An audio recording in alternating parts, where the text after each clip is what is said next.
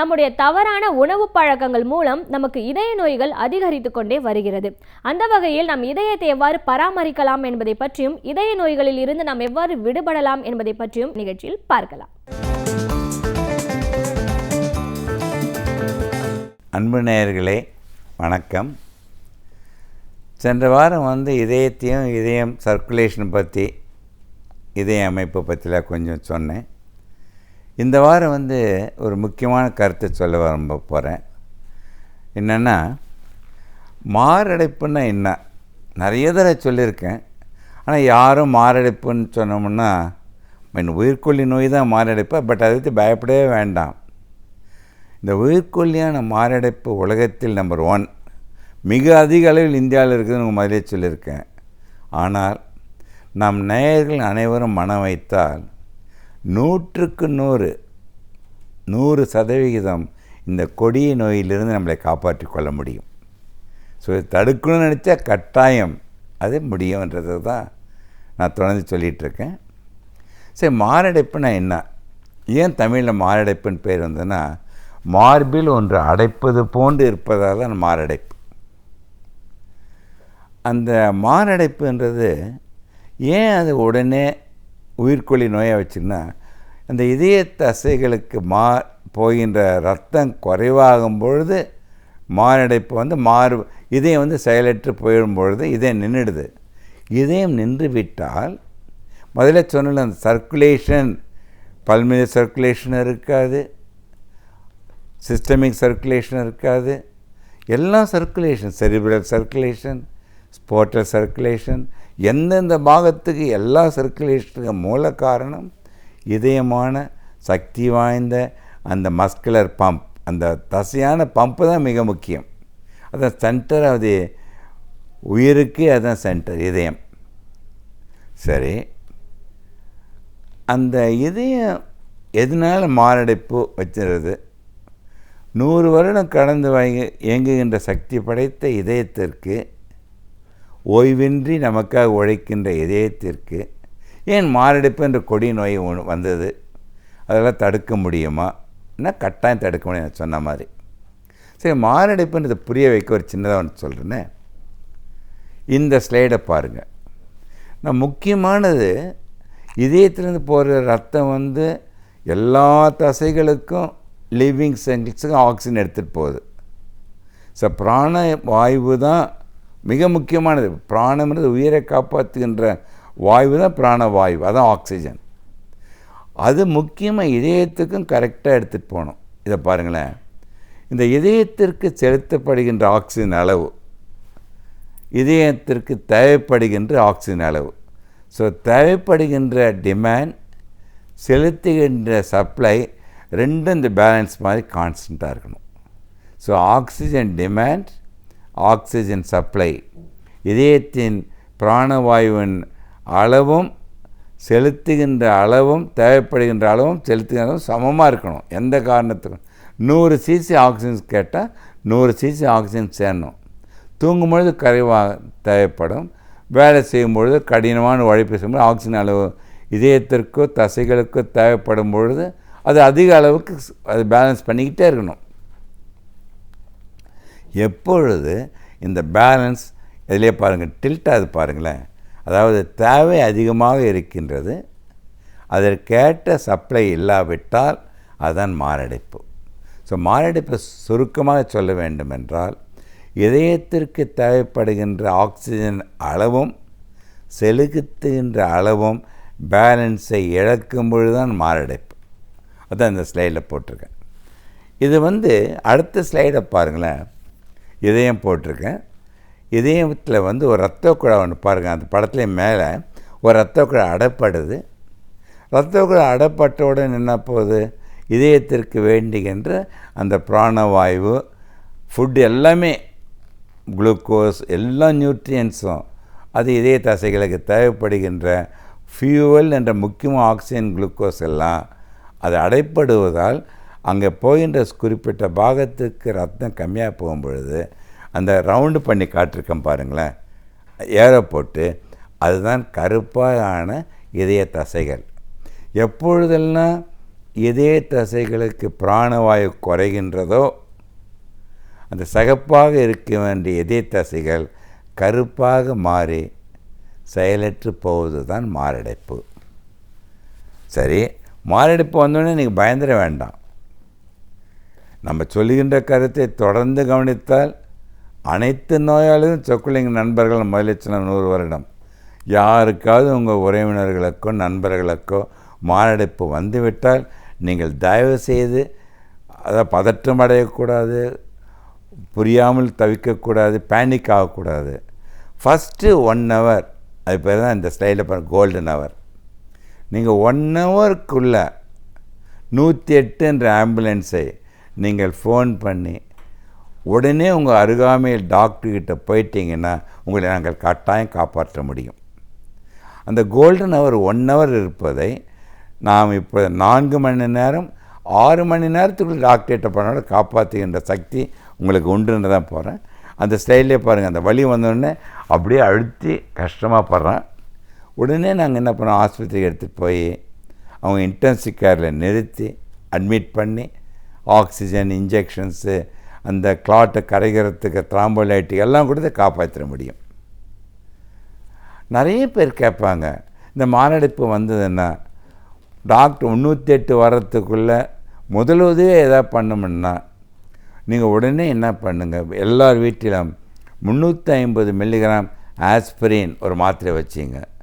அந்த வலி வருதுன்னு நினச்சா ஒரு ஆன்டாசிடோடு அந்த மாத்திரையை போட்டுக்கிட்டு அவங்க எந்த பொசிஷன் படுக்க வச்சு வேணும்னாலும் சரி, உட்கார வச்சு அந்த பேஷண்ட் எந்த கம்ஃபர்ட் பொசிஷனில் இருக்காங்களோ உடனே அந்த ஆம்புலன்ஸில் நீங்கள் டாக்டர்கிட்ட போனால் காப்பாற்ற முடியும். அது இன்டென்சிவ் கேரில் வச்சு இன்டென்சிவ் கேர் அட்மிட் பண்ணணுன்னு என்ன பண்ணுறோம், ஒரு எலக்ட்ரோ கார்டியோகிராம் எடுக்கிறோம். அந்த இசிஜியை பாருங்களேன். அந்த இசிஜியை பார்த்த உடனே ஹார்ட் அட்டாக் வந்ததை ஒரிஜினப்படுத்தி அதுக்கேற்ற வைத்திய முறைகள்லாம் செய்ய முடியும்.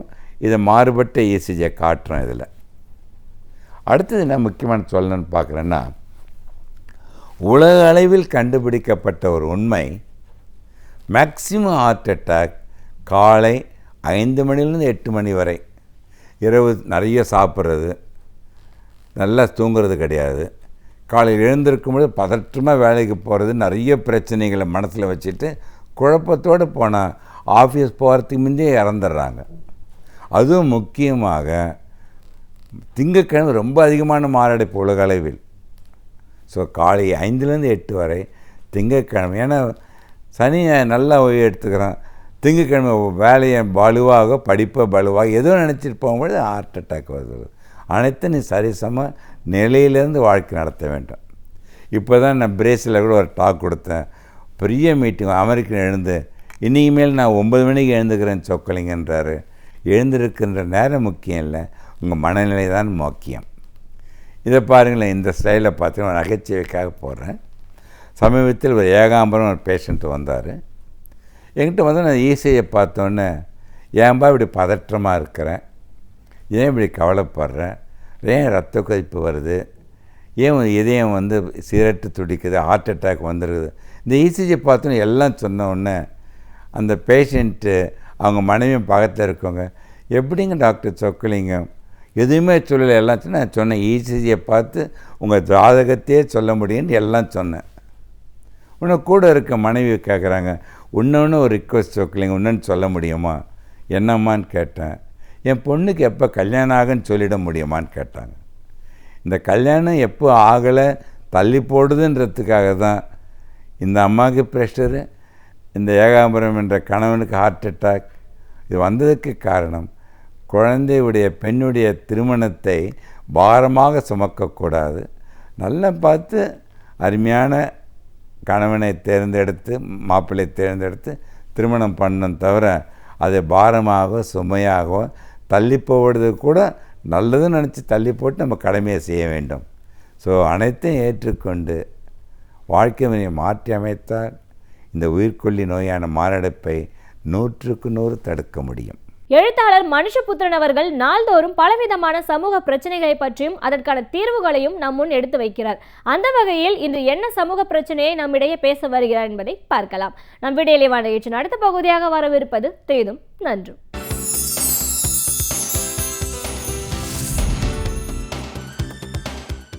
வணக்கம் நண்பர்களே. இன்னும் ஒரு இனிய காலை பொழுதில் தீதும் நன்றும் நிகழ்ச்சியில் உங்களை சந்திப்பதில் மிக்க மகிழ்ச்சி அடைகிறேன். சமீபத்தில் வந்த ஒரு புள்ளி விவரம், அதாவது சென்னையில் ஏற்படக்கூடிய விபத்துகளில் எத்தனை சதவீத விபத்துகள் குடித்துவிட்டு வண்டி ஓட்டுகிறவர்களால் ஏற்படுகின்றன என்று ஒரு ஆய்வு நடத்தப்பட்டது. அந்த ஆய்வில் தமிழகம் குடித்துவிட்டு வண்டி ஓட்டுகிறவர்களால் ஏற்படுகிற விபத்துகளினுடைய எண்ணிக்கையில் 8வது இடத்தில் இருக்கிறது என்று அந்த செய்தி கூறுகிறது. மேலும் அந்த செய்தியை நாம் ஆழமாக படித்து பார்க்கிற போது பல்வேறு விதமான உண்மைகள் அதில் மறைந்திருக்கின்றன. இன்னும் சொல்லப்போனால் குடித்துவிட்டு வண்டி ஓட்டுகிறவர்களால் ஏற்படக்கூடிய விபத்துகள், அந்த விபத்துகள் முறையாக பதிவு செய்யப்பட்டிருந்தால் தமிழகம் குடித்துவிட்டு வண்டி ஓட்டுகிறவர்களால் ஏற்படக்கூடிய விபத்துகளில் முதலிடத்தில் கூட இருக்கலாம் என்று பலரும் சுட்டிக்காட்டுகிறார்கள். தமிழகத்தில் குடித்துவிட்டு வண்டி ஓட்டுகிறவர்களால் ஏற்படக்கூடிய விபத்துகளுடைய எண்ணிக்கை என்பது குறைத்து காட்டப்படுகிறது. முக்கியமாக பல விபத்துகளில் ட்ரங்க் அண்ட் டிரைவ் என்று சொல்வார்களே, அதனால் தான் விபத்து ஏற்பட்டது என்று சொன்னால் பாதிக்கப்பட்ட நபருக்கு இன்சூரன்ஸ் போன்ற விஷயங்கள் கிடைக்காது என்பதற்காக திட்டமிட்ட வகையில் விபத்திற்கான காரணங்கள் மூடி மறைக்கப்படுகின்றன என்கிற ஒரு செய்தியும் கூட சொல்லப்படுவதை நாம் பார்க்கிறோம். அப்படி இருக்கிற போது இந்த செய்தி என்பது மிகவும் கவலையை ஏற்படுத்தக்கூடியதாக இருக்கிறது. ஏனென்றால் குடித்துவிட்டு வண்டி ஓட்டுகிற ஒருவர் தனக்குத்தானே மட்டுமல்ல, பிறருக்கும் அவர் ஒரு அபாயத்தை உருவாக்குகிறார், ஒரு பேராபத்தை உருவாக்குகிறார். அதாவது எந்த தவறும் செய்யாத ஒரு நபர் கூட குடித்துவிட்டு வண்டி ஓட்டுகிற ஒரு நபரால் அவர் மிகப்பெரிய அளவிற்கு உயிரிழப்பையோ வேறு பல பாதிப்புகளையோ உடல் உறுப்பு சிதைவையோ அவர் அடைய முடியும். அந்த விதத்தில் தான் குடித்துவிட்டு வண்டி ஓட்டுகிறவர்களை ஒரு நடமாடும் ஹியூமன் பாம்ஸ், மனித வெடிகுண்டுகள் என்று வர்ணிக்கிறார்கள். மனித வெடிகுண்டுகள் எங்கே எப்போது வெடிக்கும் என்று தெரியாதல்லவா, அதே போன்று தான் குடித்துவிட்டு வண்டி ஓட்டுகிறவர்கள் எப்போது எங்கே விபத்தை ஏற்படுத்துவார்கள் என்று சொல்ல முடியாது. அவர்களுக்கு திட்டமிட்ட இலக்குகள் எதுவும் கிடையாது. அவர்கள் ஒரு ஆபத்தான வெடிக்க காத்திருக்கிற வெடிகுண்டை போல இருக்கிறார்கள் என்று அவர்கள் வர்ணிக்கப்படுகிறார்கள். அதில் உண்மை இருக்கிறது என்று தான் நான் நினைக்கிறேன். ஏனென்று கேட்டால் ஏராளமான விபத்துகள், நாம் மிகவும் பிரபலமாக பேசப்பட்ட வழக்குகளில் கூட சாலை ஓரங்களில் தூங்குகிறவர்களை இரவில் குடித்துவிட்டு வண்டி ஓட்டி கொண்டு வந்து அவர்களை கொல்வது, அல்லது வாகனங்களில் பிற வாகனங்களில் 2 சக்கர வாகனங்களில் செல்லக்கூடியவர்களையோ அல்லது சாலைகளில் நடக்கக்கூடியவர்களையோ கொலை செய்வது, இது போன்ற பல பிரச்சனைகள் என்பது இன்றைக்கு தொடர்ந்து இருந்து கொண்டிருக்கின்றன. இதற்கு முக்கியமாக பல காரணங்களை நாம் சொல்ல முடியும். ஒன்று, இப்படி குடித்துவிட்டு வண்டி ஓட்டுகிறவர்கள் மீதான அந்த அபராதம் என்பது அல்லது அதற்காக விதிக்கப்படுகிற தண்டனைகள் என்பது மிக மிக குறைவாக இருக்கின்றன. இந்தியாவில் ஒருவர் குடித்துவிட்டு வண்டி ஓட்டிவிட்டு சுலபமாக தப்பித்து விட முடியும் என்கிற ஒரு நிலை இன்றைக்கும் இருக்கிறது. முக்கியமாக நிறைய பேர் இதுபோல் குடித்துவிட்டு வண்டி ஓட்டி கொண்டு வருகிற போது போய் பார்களில் குடித்துவிட்டு பிறகு வீட்டிற்கு வருகிறார்கள். அப்படி வருகிற போது குடிபோதையில் தான் வண்டியை அவர்கள் ஓட்டி கொண்டு வருகிறார்கள். காவல்துறையினர்களை வழிமறித்தால் ஒரு சிறிய தொகையை லஞ்சமாக கொடுத்துவிட்டு பிறகு அதிலிருந்து அவர்கள் விலகிச் சென்று விடுகிறார்கள். அந்த பிரச்சனையிலிருந்து அவர்கள் தப்பிச் சென்று விடுகிறார்கள். ஆனால் மேலை நாடுகளில் இந்த பிரச்சனை என்பது அப்படி கிடையாது. குடித்துவிட்டு வண்டி ஓட்டுவது கடுமையான குற்றம், விபத்துகளை ஏற்படுத்துவது அதைவிட கடுமையான குற்றம் என்று அங்கு பார்க்கப்படுகிறது. அவரால் மீண்டும் வாழ்நாளிலேயே வண்டி ஓட்ட முடியாத அளவிற்கு அவருடைய அந்த வண்டி ஓட்டுவதற்கான உரிமத்தை ரத்து செய்வதில் தொடங்கி பலவிதமான தண்டனைகள் வழங்கப்படுகின்றன. அங்கு ஒரு பயம் இருக்கிறது. சேஃப் டிரைவ் என்று சொல்லக்கூடிய அந்த பாதுகாப்பான ஒரு வாகனம் ஓட்டுதல் என்பதற்கு மிகுந்த முக்கியத்துவத்தை மேற்கு நாடுகள் கொடுக்கின்றன. ஆனால் நம் மனிதர்களை கொள்வதற்கான வழிமுறைகளை தொடர்ந்து உருவாக்கி கொண்டே செல்கிறோம் என்பதுதான் உண்மை. மதுவினுடைய கொடூரமான தீமைகளை பற்றி நாம் பல்வேறு விதங்களில் தொடர்ந்து பேசி வந்திருக்கிறோம், எதிர்ப்புகளை வெளிப்படுத்தி வந்திருக்கிறோம். இப்போது கூட நீங்கள் பார்த்தீர்கள் என்றால் தமிழக அரசு இந்த மது ஒழிப்பு தொடர்பாக எவ்வளவு மேம்போக்காக நடந்து கொள்கிறது, எவ்வளவு அலட்சியமாக நடந்து கொள்கிறது, எந்த அளவிற்கு ஒப்புக்கு நடந்து கொள்கிறது என்பதையும் நாம் பார்க்கிறோம். அதாவது 500 மதுக்கடைகளை மூடுகிறோம் முதல் கட்டமாக என்று சொல்லிவிட்டு ஒரு ஒப்புக்காக அந்த நடவடிக்கை அவர்கள் மேற்கொண்டிருக்கிறார்கள். பல இடங்களில் விற்பனை குறைவாக இருக்கக்கூடிய இடங்களில் அந்த கடைகளை மூடிவிட்டு மதுக்கடைகளை நாங்கள் மூடுகிறோம் என்று சொல்கிறார்கள். அதேபோல் காலையில் 2 மணி நேரம் மதுக்கடைகள் திறந்திருக்காது என்கிற ஒரு அறிவிப்பு வருகிறது. இதன் மூலமாக நடைமுறையில் என்ன விளைவுகள் ஏற்பட்டுவிடும்? நீங்கள் ஒரு பகுதியை நீங்கள் எடுத்துக்கொண்டால் ஒரு 500 மீட்டர் இடைவெளியில் 2 மதுக்கடைகள் இருக்கின்றன. அதில் ஒரு மதுக்கடையை நீங்கள் மூடிவிட்டால் அதனுடைய வருமானம் முழுக்க இன்னொரு மதுக்கடைக்கு செல்லும். அதே போல் சில இடங்களில் அதுக்கு பக்கத்தில் இருக்கக்கூடியவர்கள், சில டீ கடைக்காரர்கள் கூட மது பாட்டில்களை முந்தின இரவே வாங்கி வைத்து காலையில் வந்து குடிக்கக்கூடிய குடிகாரர்களுக்கு விற்கிறார்கள் என்கிற செய்தியை கூட நேரடியாக நம்மால் பார்க்க முடிந்தது. இப்படியாக அரைகுறையாக ஒப்புக்கு செய்கிற வேலைகள் என்பது எந்த விதத்திலும் ஒரு துறையில் தாக்கத்தை ஏற்படுத்தாது. சாலையோரங்களில் இருக்கக்கூடிய மதுபான கடைகளை அகற்ற வேண்டும் என்று பல முறை நீதிமன்றங்கள் எச்சரித்தும் உத்தரவிட்டும் கூட தமிழக அரசு அதை மூட மறுத்தது என்பதையும் நாம் இந்த இடத்தில் நாம் நினைவு கூற வேண்டியிருக்கிறது. இப்படி இருக்கிற போது இந்த குடித்துவிட்டு வண்டி ஓட்டுகிறவர்கள் தொடர்பான இந்த பிரச்சனை என்பது இன்றைக்கு பூதாகாரமாகி இருக்கிறது. சாலைகளில் யாருமே நடமாட முடியாது என்கிற ஒரு நிலைதான் இன்றைக்கும் கூட உருவாகி இருக்கிறதை நாம் பார்க்கிறோம். அதோடு மட்டும் இல்லாமல் இந்த குடித்துவிட்டு வண்டி ஓட்டுகிறவர்களுக்கான கன்விக்ஷன் ரேட், அவர்களுக்கான தண்டனை விகிதம் என்பது புள்ளிவிவரங்களின்படி பார்த்தால் மிக மிக குறைவாக இருக்கிறது. இப்படிப்பட்ட ஒரு சூழ்நிலையில் குடித்துவிட்டு வாகனம் ஓட்டுவது தொடர்பான எந்த பயமும் மனத்தடையும் யாருக்கும் இல்லை. இது உண்மையில் மனித உயிர்களை வைத்து ஆடுகிற ஒரு மிகப்பெரிய சூதாட்டம் என்பதை நாம் மறந்துவிடக்கூடாது. அப்படி பார்க்கிற போது ஒரு அரசு நினைத்தால் இதை தடுக்க முடியாதா என்றால் நிச்சயமாக முடியும். நிறைய நாம் போகிற எல்லா வாகனங்களையும் நாம் பரிசோதிக்க முடியாமல் இருக்கலாம். ஆனால் நாம் ரொம்ப ரேண்டம் என்று சொல்வார்களே, அப்படி பரிசோதித்தால் கூட இரவு நேரங்களில் நிறைய பேர், அவர்கள் கார்களில் செல்பவர்களாக இருந்தாலும் இருசக்கர வாகனங்கள் இருந்தாலும் சரி, குடித்துவிட்டு செல்வதை நாம் பார்க்க முடிகிறது. அதில் குடித்துவிட்டு அதிவேகத்தில் செல்லக்கூடிய காட்சிகளை கூட நாம் பார்க்கிறோம். இந்த விதத்தில் நமக்கு ஒரு அடிப்படையான ஒரு சமூக பொறுப்பு என்பது குடிமக்களுக்கும் இருக்கிறது என்று நான் நினைக்கிறேன். ஏனென்று கேட்டால் தங்களை தாங்களே அழித்துக் கொள்வது மட்டுமல்ல, பிறரையும் அழிப்பதற்கான ஒரு வேலையை நாம் செய்கிறோம் என்பதை குடித்துவிட்டு வண்டி ஓட்டுகிற ஒவ்வொருவரும் உணர வேண்டும். அந்த மனிதர்கள் என்ன தவறு செய்தார்கள்? அவர் உயிருக்கு ஆபத்தான ஒரு சூழலை உருவாக்குவது என்ன நியாயம் என்பதை பற்றி அவர்கள் சிந்திக்க வேண்டும். இன்னொன்று, நிறைய குடிப்பவர்களுக்கு இருக்கக்கூடிய ஒரு தன்னம்பிக்கை என்னவென்று கேட்டால், தாங்கள் குடித்தாலும் மிகவும் ஸ்டெடியாக இருக்கிறோம் அல்லது ரொம்ப தெளிவாக இருக்கிறோம் என்று அவர்கள் நம்புவார்கள். அது வெறும் நம்பிக்கை மட்டுமே. ஏனென்றால் குடித்திருக்கிற போது நம்முடைய மூளையினுடைய செயல்பாடு என்பது வழக்கமான போல இருப்பதில்லை. நம்முடைய உடல் உறுப்புகளினுடைய செயல்பாடு என்பது வழக்கம் போல இருப்பதில்லை. நம்முடைய மூளைக்கும் நம்முடைய உடலினுடைய செயல்பாட்டுக்கும் இடையே ஒரு ஒருங்கிணைப்பு இல்லாமல் போகிறது. நம்முடைய இரத்த ஓட்டத்தில் பல்வேறு விதமான மாறுதல்கள் நடக்கின்றன. இது எல்லாமே வாகனம் ஓட்டுவதில் மிகப்பெரிய சிக்கலை உருவாக்குகின்றன. இதையெல்லாம் பார்க்கிற போது குடியினுடைய மிகப்பெரிய கொடூரங்களில் ஒன்று குடித்துவிட்டு வண்டி ஓட்டுவதனால் ஏற்படக்கூடிய விபத்துகள் என்பது, இது குடிக்காத பலரையும் இது பாதிக்கிறது, உயிரிழப்புகளுக்கு ஆளாக்குகிறது என்கிற வகையில் இதன் மீது கடுமையான நடவடிக்கைகள் தேவை, சட்டங்கள் தேவை, சீர்திருத்தங்கள் தேவை என்று சொல்லி மீண்டும் இன்னும் ஒரு புதிய சிந்தனையோடு உங்களை சந்திக்கிறேன். நன்றி, வணக்கம். பல்வேறு துறைகளை சார்ந்த பிரபலங்கள் அவர்களுடைய அனுபவங்களை நம்முடன் பகிர்ந்து கொள்ளும் போது அது நமக்கு சிறந்த தூண்டுகோலாக அமைகின்றது. அந்த வகையில் இன்றைய சிறப்பு விருந்தினர் யார் என்பதை பற்றியும் அவர்கள் என்ன செய்திகளை நம்மிடையே பேச வருகிறார் என்பதையும் பார்க்கலாம். நம் விடியலைவான நிகழ்ச்சியின் அடுத்த பகுதியாக வரவிருப்பது சிறப்பு விருந்தினர் பகுதி.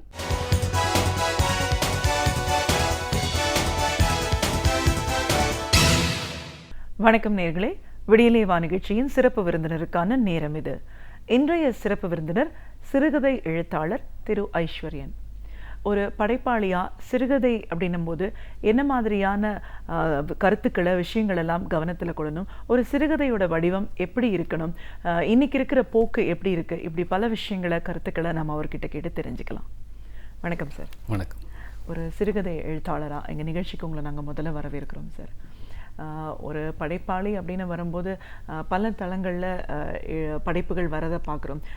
நீங்கள் வந்து முழுக்க முழுக்க ஒரு சிறுகதை எழுத்தாளராக இருக்கீங்க அப்படின்னும் போது சிறுகதைக்கான வடிவம் என்ன, அதில் என்ன மாதிரியான விஷயங்கள் எல்லாம் நம்ம முதல்ல கவனத்தில் கொள்ளணும், ஒரு படைப்பு உருவார விதம், இதில் எவ்வளோ சவால்கள் இருக்குது, என்ன மாதிரி நம்ம ஒரு கருத்தை மக்கள்கிட்ட கொண்டு போய் சேர்க்கும் போது சிறுகதைன்ற வடிவம் எவ்வளோ தூரம் உங்களுக்கு சாதகமாக இருக்குது, சவாலாக இருக்குது, உங்களோட படைப்பு எப்படி ஆரம்பிச்சது, இப்படி நிறைய விஷயங்களை எங்கள் நேர்களோட நீங்கள் முழுமையாக பகிர்ந்துக்கணும் சார்.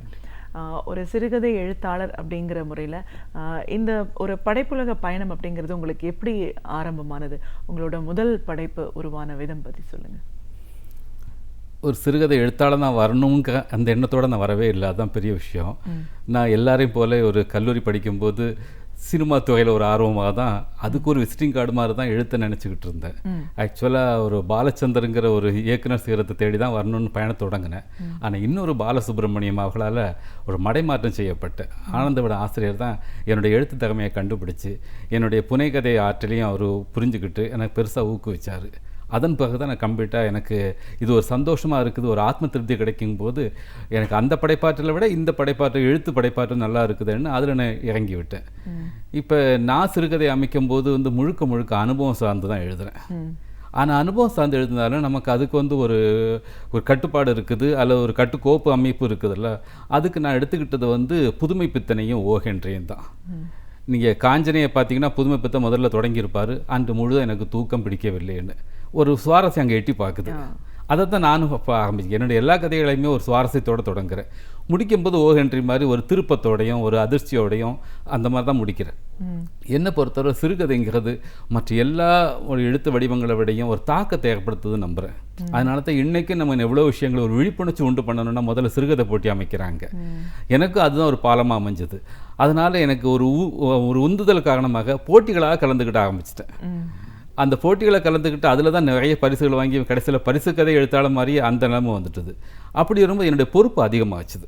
அப்போ என்னுடைய கதைகள் மூலம் என்னுடைய ஆத்ம திருப்தியும் தாண்டி சமூகத்துக்கு ஏதாவதுன்னு செய்தாகணும்னு அப்படி வைக்கும்போது அந்த சிறுகதைக்குள்ளுக்கு நான் எந்த மெசேஜை கொண்டு வர முடியும், அந்த மெசேஜ்கள் இருக்குல்ல, அது ஒரு சுவாரஸ்யமாக ஒரு கட்டுரை உணர்வோடையோ அல்லது ஒரு பிரச்சார உணர்வும் தெரியாமல் அதை ஒரு கதை வடிவத்தில் மாற்ற ஆரம்பித்தேன். அப்படி ஆகும்போது இவ்வளோ வெற்றிகளை எனக்கு கிடைச்சது காரணம் அதனால தான். அந்த அடிப்படையில் தான் இப்போ சமீபத்தில் வம்சி வெளியிட எனக்கு இலக்கிய விதி சார்பாக ₹1,00,000 கதைகள்னு ஒரு புத்தகம் போட முடிஞ்சது. அவ்வளவுமே பரிசு கதைகள் தான், எல்லாமே மக்களுக்கு பிரயோஜனப்படக்கூடிய விஷயம்தான். நிச்சயமாக சார். இப்போ ஒரு படைப்பாளியாக இது எவ்வளோ சுவாரஸ்யம் நிறைஞ்சது நீங்கள் சொல்லும்போது ஒரு இயல்பாக ஒரு சிறுகதையை எங்கள் நேர்களோடு இன்றைக்கி நீங்கள் பகிர்ந்துக்கிட்டிங்கன்னா ரொம்ப நல்லா இருக்குமே. உங்கள் நேரோட என்னுடைய கதையை ஒன்று பகிர்ந்ததுக்கு முன்னால் ஒரு சிறுகதை எவ்வளோ பெரிய தாக்கத்தை ஏற்படுத்துறதுக்கு நான் ஒரு உதாரணம் சொல்ல விரும்புகிறேன். இப்போ கலைஞரோட குகலோவியம் நீங்கள் பார்க்கும்போது இருக்குல்ல, நிறைய விளக்கம் கொடுத்துருப்பாரு. அந்த குகலெல்லாம் நம்ம ஏற்கனவே தெரிஞ்ச குகலாக இருக்கும், நம்ம சின்ன வயசுலேருந்து கேட்டு அனுபவித்த ஒரு குகலாகத்தான் இருக்கும். ஆனால் அதனுடைய உட்பொருள் நம்ம உள்ளுணர்வில் இறங்கி நம்ம வாழ்க்கை போக வழி நடத்துறது ரொம்ப அபூர்வம். அந்த ஒரு அற்புதமான பணி அவர் செய்திருக்கிறாரு. இன்னும் ஞாபகம் இருக்குது எனக்கு, செல்லெடுத்து காப்பான் சினங்காப்பான் அல்லெடுத்து காக்கினேன் காவாக்கலன். ரொம்ப சிம்பிளான குகல். கோவப்பட வேண்டிய இடத்துல நீ கோவத்தை அடக்கிக்கப்பா, மற்ற இடத்துல நீ அடக்குனான்னு அடக்கவில்லைன்னு. ஆனால் அது அவர் ஒரு அழகாக ஒரு கதையாக சொல்லியிருப்பார். ரொம்ப ரொம்ப எனக்கு மட்டும் இல்லை மற்றவர்களுக்கும் பிரயோஜனப்படுறதுக்காக திரும்ப எடுத்து சொல்ல விரும்புகிறேன். ஒரு இராணுவ வீரன் அவனோட விடுமுறையில் ஊருக்கு வந்திருப்பான். ஊருக்கு அவன் குழந்தையோட கொஞ்சிக்கிட்டு இருக்கும்போது அவன் நண்பன்ட்டு பெருமையாக சொல்லுவான், நான் அங்கே அலுவலகத்தில் என்னுடைய பெரிய பதவியெல்லாம் கிடச்சிது, ஆனால் எனக்கு ஒரு சம்பவத்தில் என்னுடைய மேலதிகாரி ரொம்ப கோவப்பட்டுட்டார், எனக்கு திருப்பி அவரை தாக்கணும், அவரை திரும்ப கடுமையாக அவரை விமர்சிக்க நினச்சேன், ஆனால் சரி பரவாயில்ல விட்டுருவோன்னு விட்டுட்டேன்.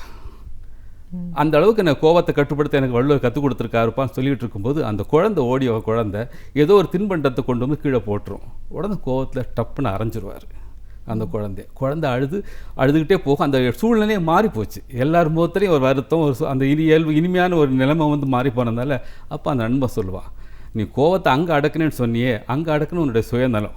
ஏன்னா அங்கே நீ அடக்கலைன்னா இருக்கல உன்னை வேலையை விட்டு தூக்கிடுவாங்க, ஆனால் இங்கே உன்னுடைய கோவம் செல்லுபடியாக அந்த குழந்தை எவ்வளோ வருத்தப்படுது பாரு. இந்த இடத்துல நீ அடக்கி இருந்தேன்னா இருக்குல்ல, அந்த குழந்தை மனசில் நீ பெரிய உயர்வாக விஸ்வரூபம் எடுத்து நின்று இருப்பேன்னு. அது என்னை ரொம்ப பாதிச்சது. அதுலேருந்து ஒவ்வொரு விஷயத்தை சொல்லும் போதும் மக்களுக்கு ஒரு கதையாக சொல்லணும், அதை சுவாரஸ்யமாக சொல்ல முடிவு பண்ணேன். இப்போ சமீபத்தில் நீங்கள் பார்க்கலாம், எல்லா இடத்துலையுமே இருக்குல்ல, இப்போ இளைஞர்கள் அவசரமாக காதலிக்கிறாங்க, அதை விட அவசரமாக கல்யாணம் பண்ணுறாங்க, அதை விடையும் அவசரமாக விவாகரத்து பண்ணிக்கிறாங்க. இந்த சூழல் இப்போ தவிர்க்க முடியாத சூழல் நமக்கு நாளிதெல்லாம் வந்துக்கிட்டே இருக்குது. அதை வச்சு அமுத சுரபியில் ஒரு கதை எழுதி வந்தேன். கதை 1 கரு 1 கதை 2ன்னு. இது மாதிரி ஒரு இளந்தம்பதிகள் ஒரு 2 வருஷம் 3 வருஷம் வாழ்ந்துக்கிட்டே பிரியணும்னு முடிவு பண்ணிக்கிட்டு அவங்க டைவோர்ஸுக்கு அப்ளை பண்ணுறாங்க. அந்த நேரத்தில் அவங்க பெற்றோர் அவர் இன்னொரு நண்பர்கிட்ட அனுபவிக்கிறாங்க, நீங்கள் கொஞ்சம் பேசி பாருங்கள், இவங்களை புத்தி சொல்லி பாருங்கன்னு அனுப்பி வைக்கிறாங்க.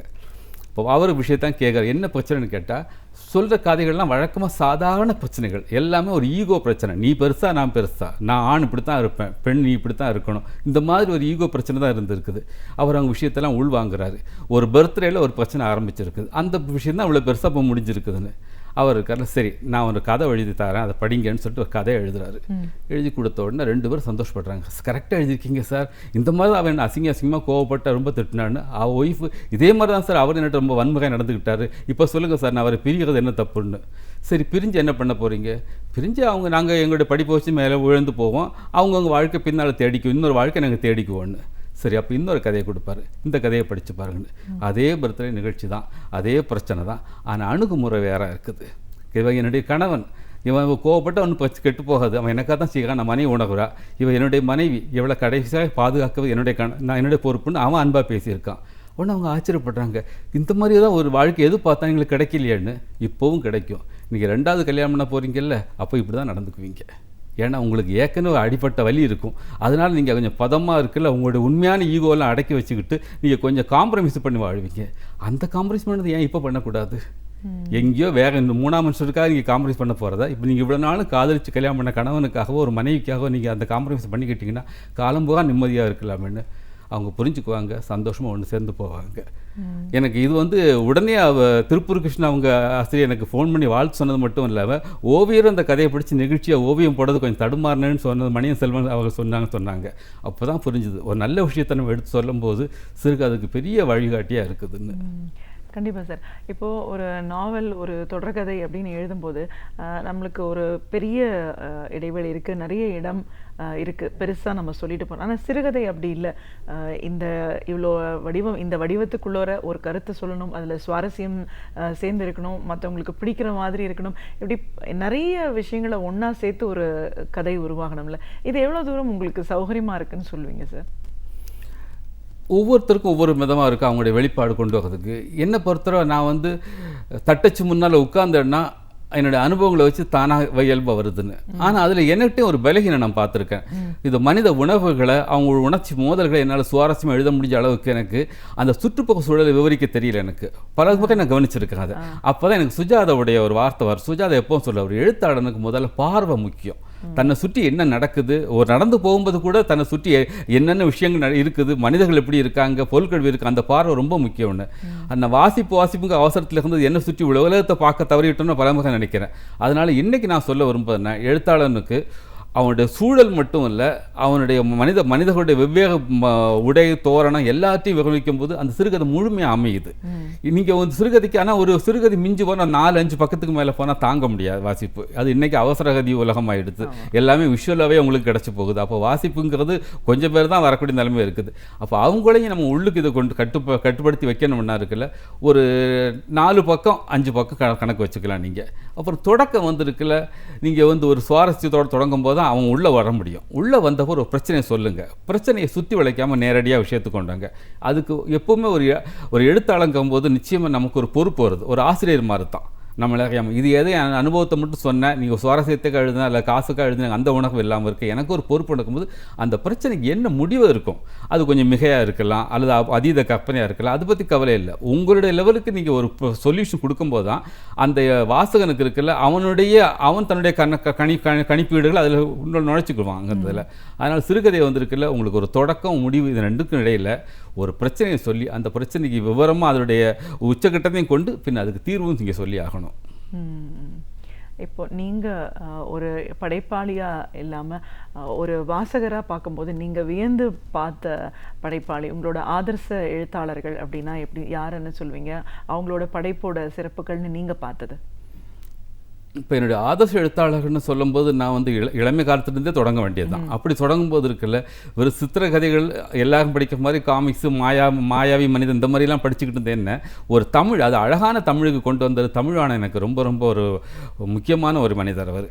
அவருடைய சிறுகதைகள் ஒரு சிறுவர் கதைகளோ அல்லது சுவாரஸ்ய சார்ந்த கதைகள் இருந்தாலும் தமிழுக்கு முழுக்க தமிழ் வார்த்தைகளை எப்படி இன்னைக்கு கலைஞர் தமிழ் மூச்சுன்னு வாழ்ந்துக்கிட்டு இருக்காங்களோ அந்த மாதிரி ஒரு உணர்வை எனக்கு அவருடைய எழுத்தில் கண்டுபிடிச்சேன். அதில் தமிழானது எனக்கு முதல் தொடக்கம். அதுக்கு பிறகு சுவாரஸ்யம் விஷயமான ஒரு கற்பனை உலகத்துக்கு கொண்டு போகிறது அமரர் கல்கி. அவங்க பொன்னியின் செல்வன் எல்லாருமே இன்னைக்கு புத்தக கண்காட்சியில் பார்த்தீங்கன்னா பொன்னியின் செல்வன் தான் இன்னைக்கு டாப் 10ல் நம்பர் 1ல் இருக்கிறாரு. அது ஒரு கற்பனை, அந்த மாதிரி கற்பனை. இதுவே ஒரு அமரர் கல்கி ஒரு வெளிநாட்டில் ஒரு அமைப்பான சூழலில் இருந்திருந்தாருன்னா எத்தனையோ ஆஸ்கர் மாதிரி இருக்குல்ல, எத்தனையோ புக்கர் அவர்கள்லாம் வாங்கியிருப்பார். அந்த அளவுக்கு ஒரு கற்பனை சக்தி வந்தவர். இந்த காலகட்டம் தாண்டி இந்த சுவாரஸ்யெல்லாம் தாண்டி வரும்போது எனக்கு ஜெயகாந்தன் என்னுடைய இளமை பருவம் கரெக்டாக இருந்தது, அவருடைய நுழைவும் கரெக்டாக இருக்கும்போது எனக்கு பெரிய தாக்கத்தை ஏற்படுச்சு. அவரோட ஒவ்வொரு கதையிலும் இருக்குல்ல வாழ்க்கையை எடுத்து சொல்கிறது. அப்போ தான் அவர் எனக்கு வாழ்க்கையில் சில விஷயங்கள் நமக்கு ஒவ்வொருத்தரும் கேட்குறதுக்குள்ள ஒய்மி எனக்கே அப்படி நடக்குது, எனக்கே நடக்குதுங்க ரொம்ப சகவசமாக இப்போ கேட்குறோம். அவருடைய கதையில் படிக்கும்போது ஒய் நாட் மீ, ஏன் எனக்கு நடக்கக்கூடாதுங்க உணர்வு எனக்கு வந்தது. ஏன்னா அவருடைய கதையில் ஒரு இடத்துல அழகாக சொல்வார் இருக்குல்ல, வாழ்க்கையை பார்த்து இப்படி நடக்குமான்னு கேள்வி கேட்டால் வாழ்க்கை இதை விடையும் அதிகம் நடக்கும்னு சொல்லிக்கிட்டே இருக்குங்கிறது.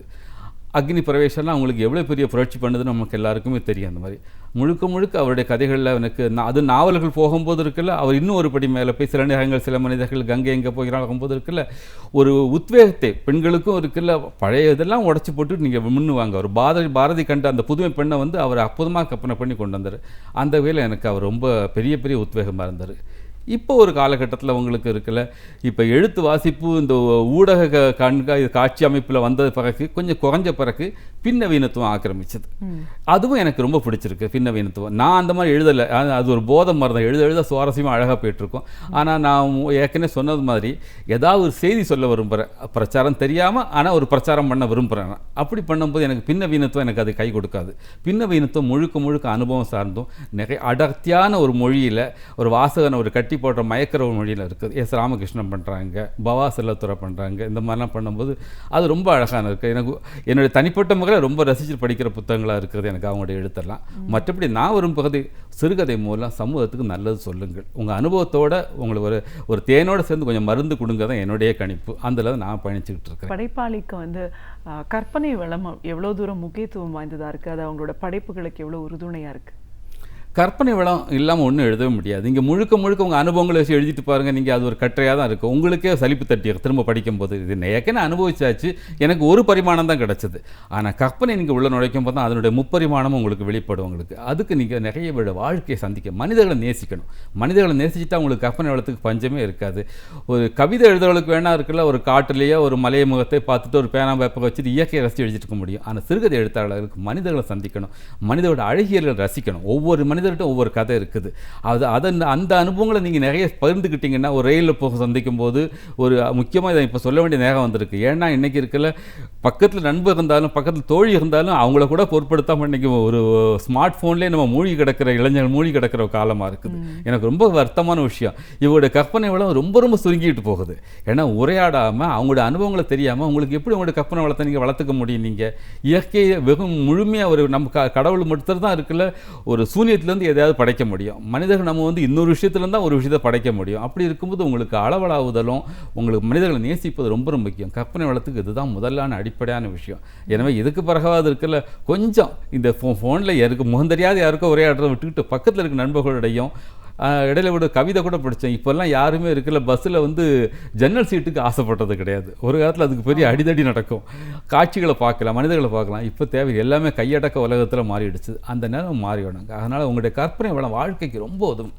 நான் ஒரு சிறுகதை எழுத்தாளர் இருக்கல, ரொம்ப சந்தோஷப்படுறதுக்காக இருக்குல்ல, என்னுடைய வாழ்க்கை ஒவ்வொரு நாளும் சுவாரஸ்யமாக போகுது. என்னுடைய வாழ்க்கை என்றைக்குமே ரசித்து வாழ்கிறேன். என் குழந்தைகளாகட்டும், என் மனைவி தாயாகட்டும், எல்லாட்டையும் உரையாடும் போது ஒரு நகைச்சுவை தோணிக்குது, ஒரு தமிழில் ஒரு சிலேடை தோணிக்குது. இந்த மாதிரியெல்லாம் வருது எனக்கு. இதுக்கெல்லாம் காரணம் என்னுடைய கற்பனை வளம் தான். அதனால் கற்பனை வளம் இல்லாமல் வாழறது ரொம்ப கஷ்டம். அதனால் தயவு செய்து இருக்குல்ல, நீங்கள் எழுத்தாளராகட்டாலும் பரவாயில்ல, நீங்கள் வாசிப்புக்காகவாது கற்பனை வளத்தை வளர்த்துக்குங்கன்னு தான் எல்லாருக்கும் அறிவுரை சொல்கிறேன்.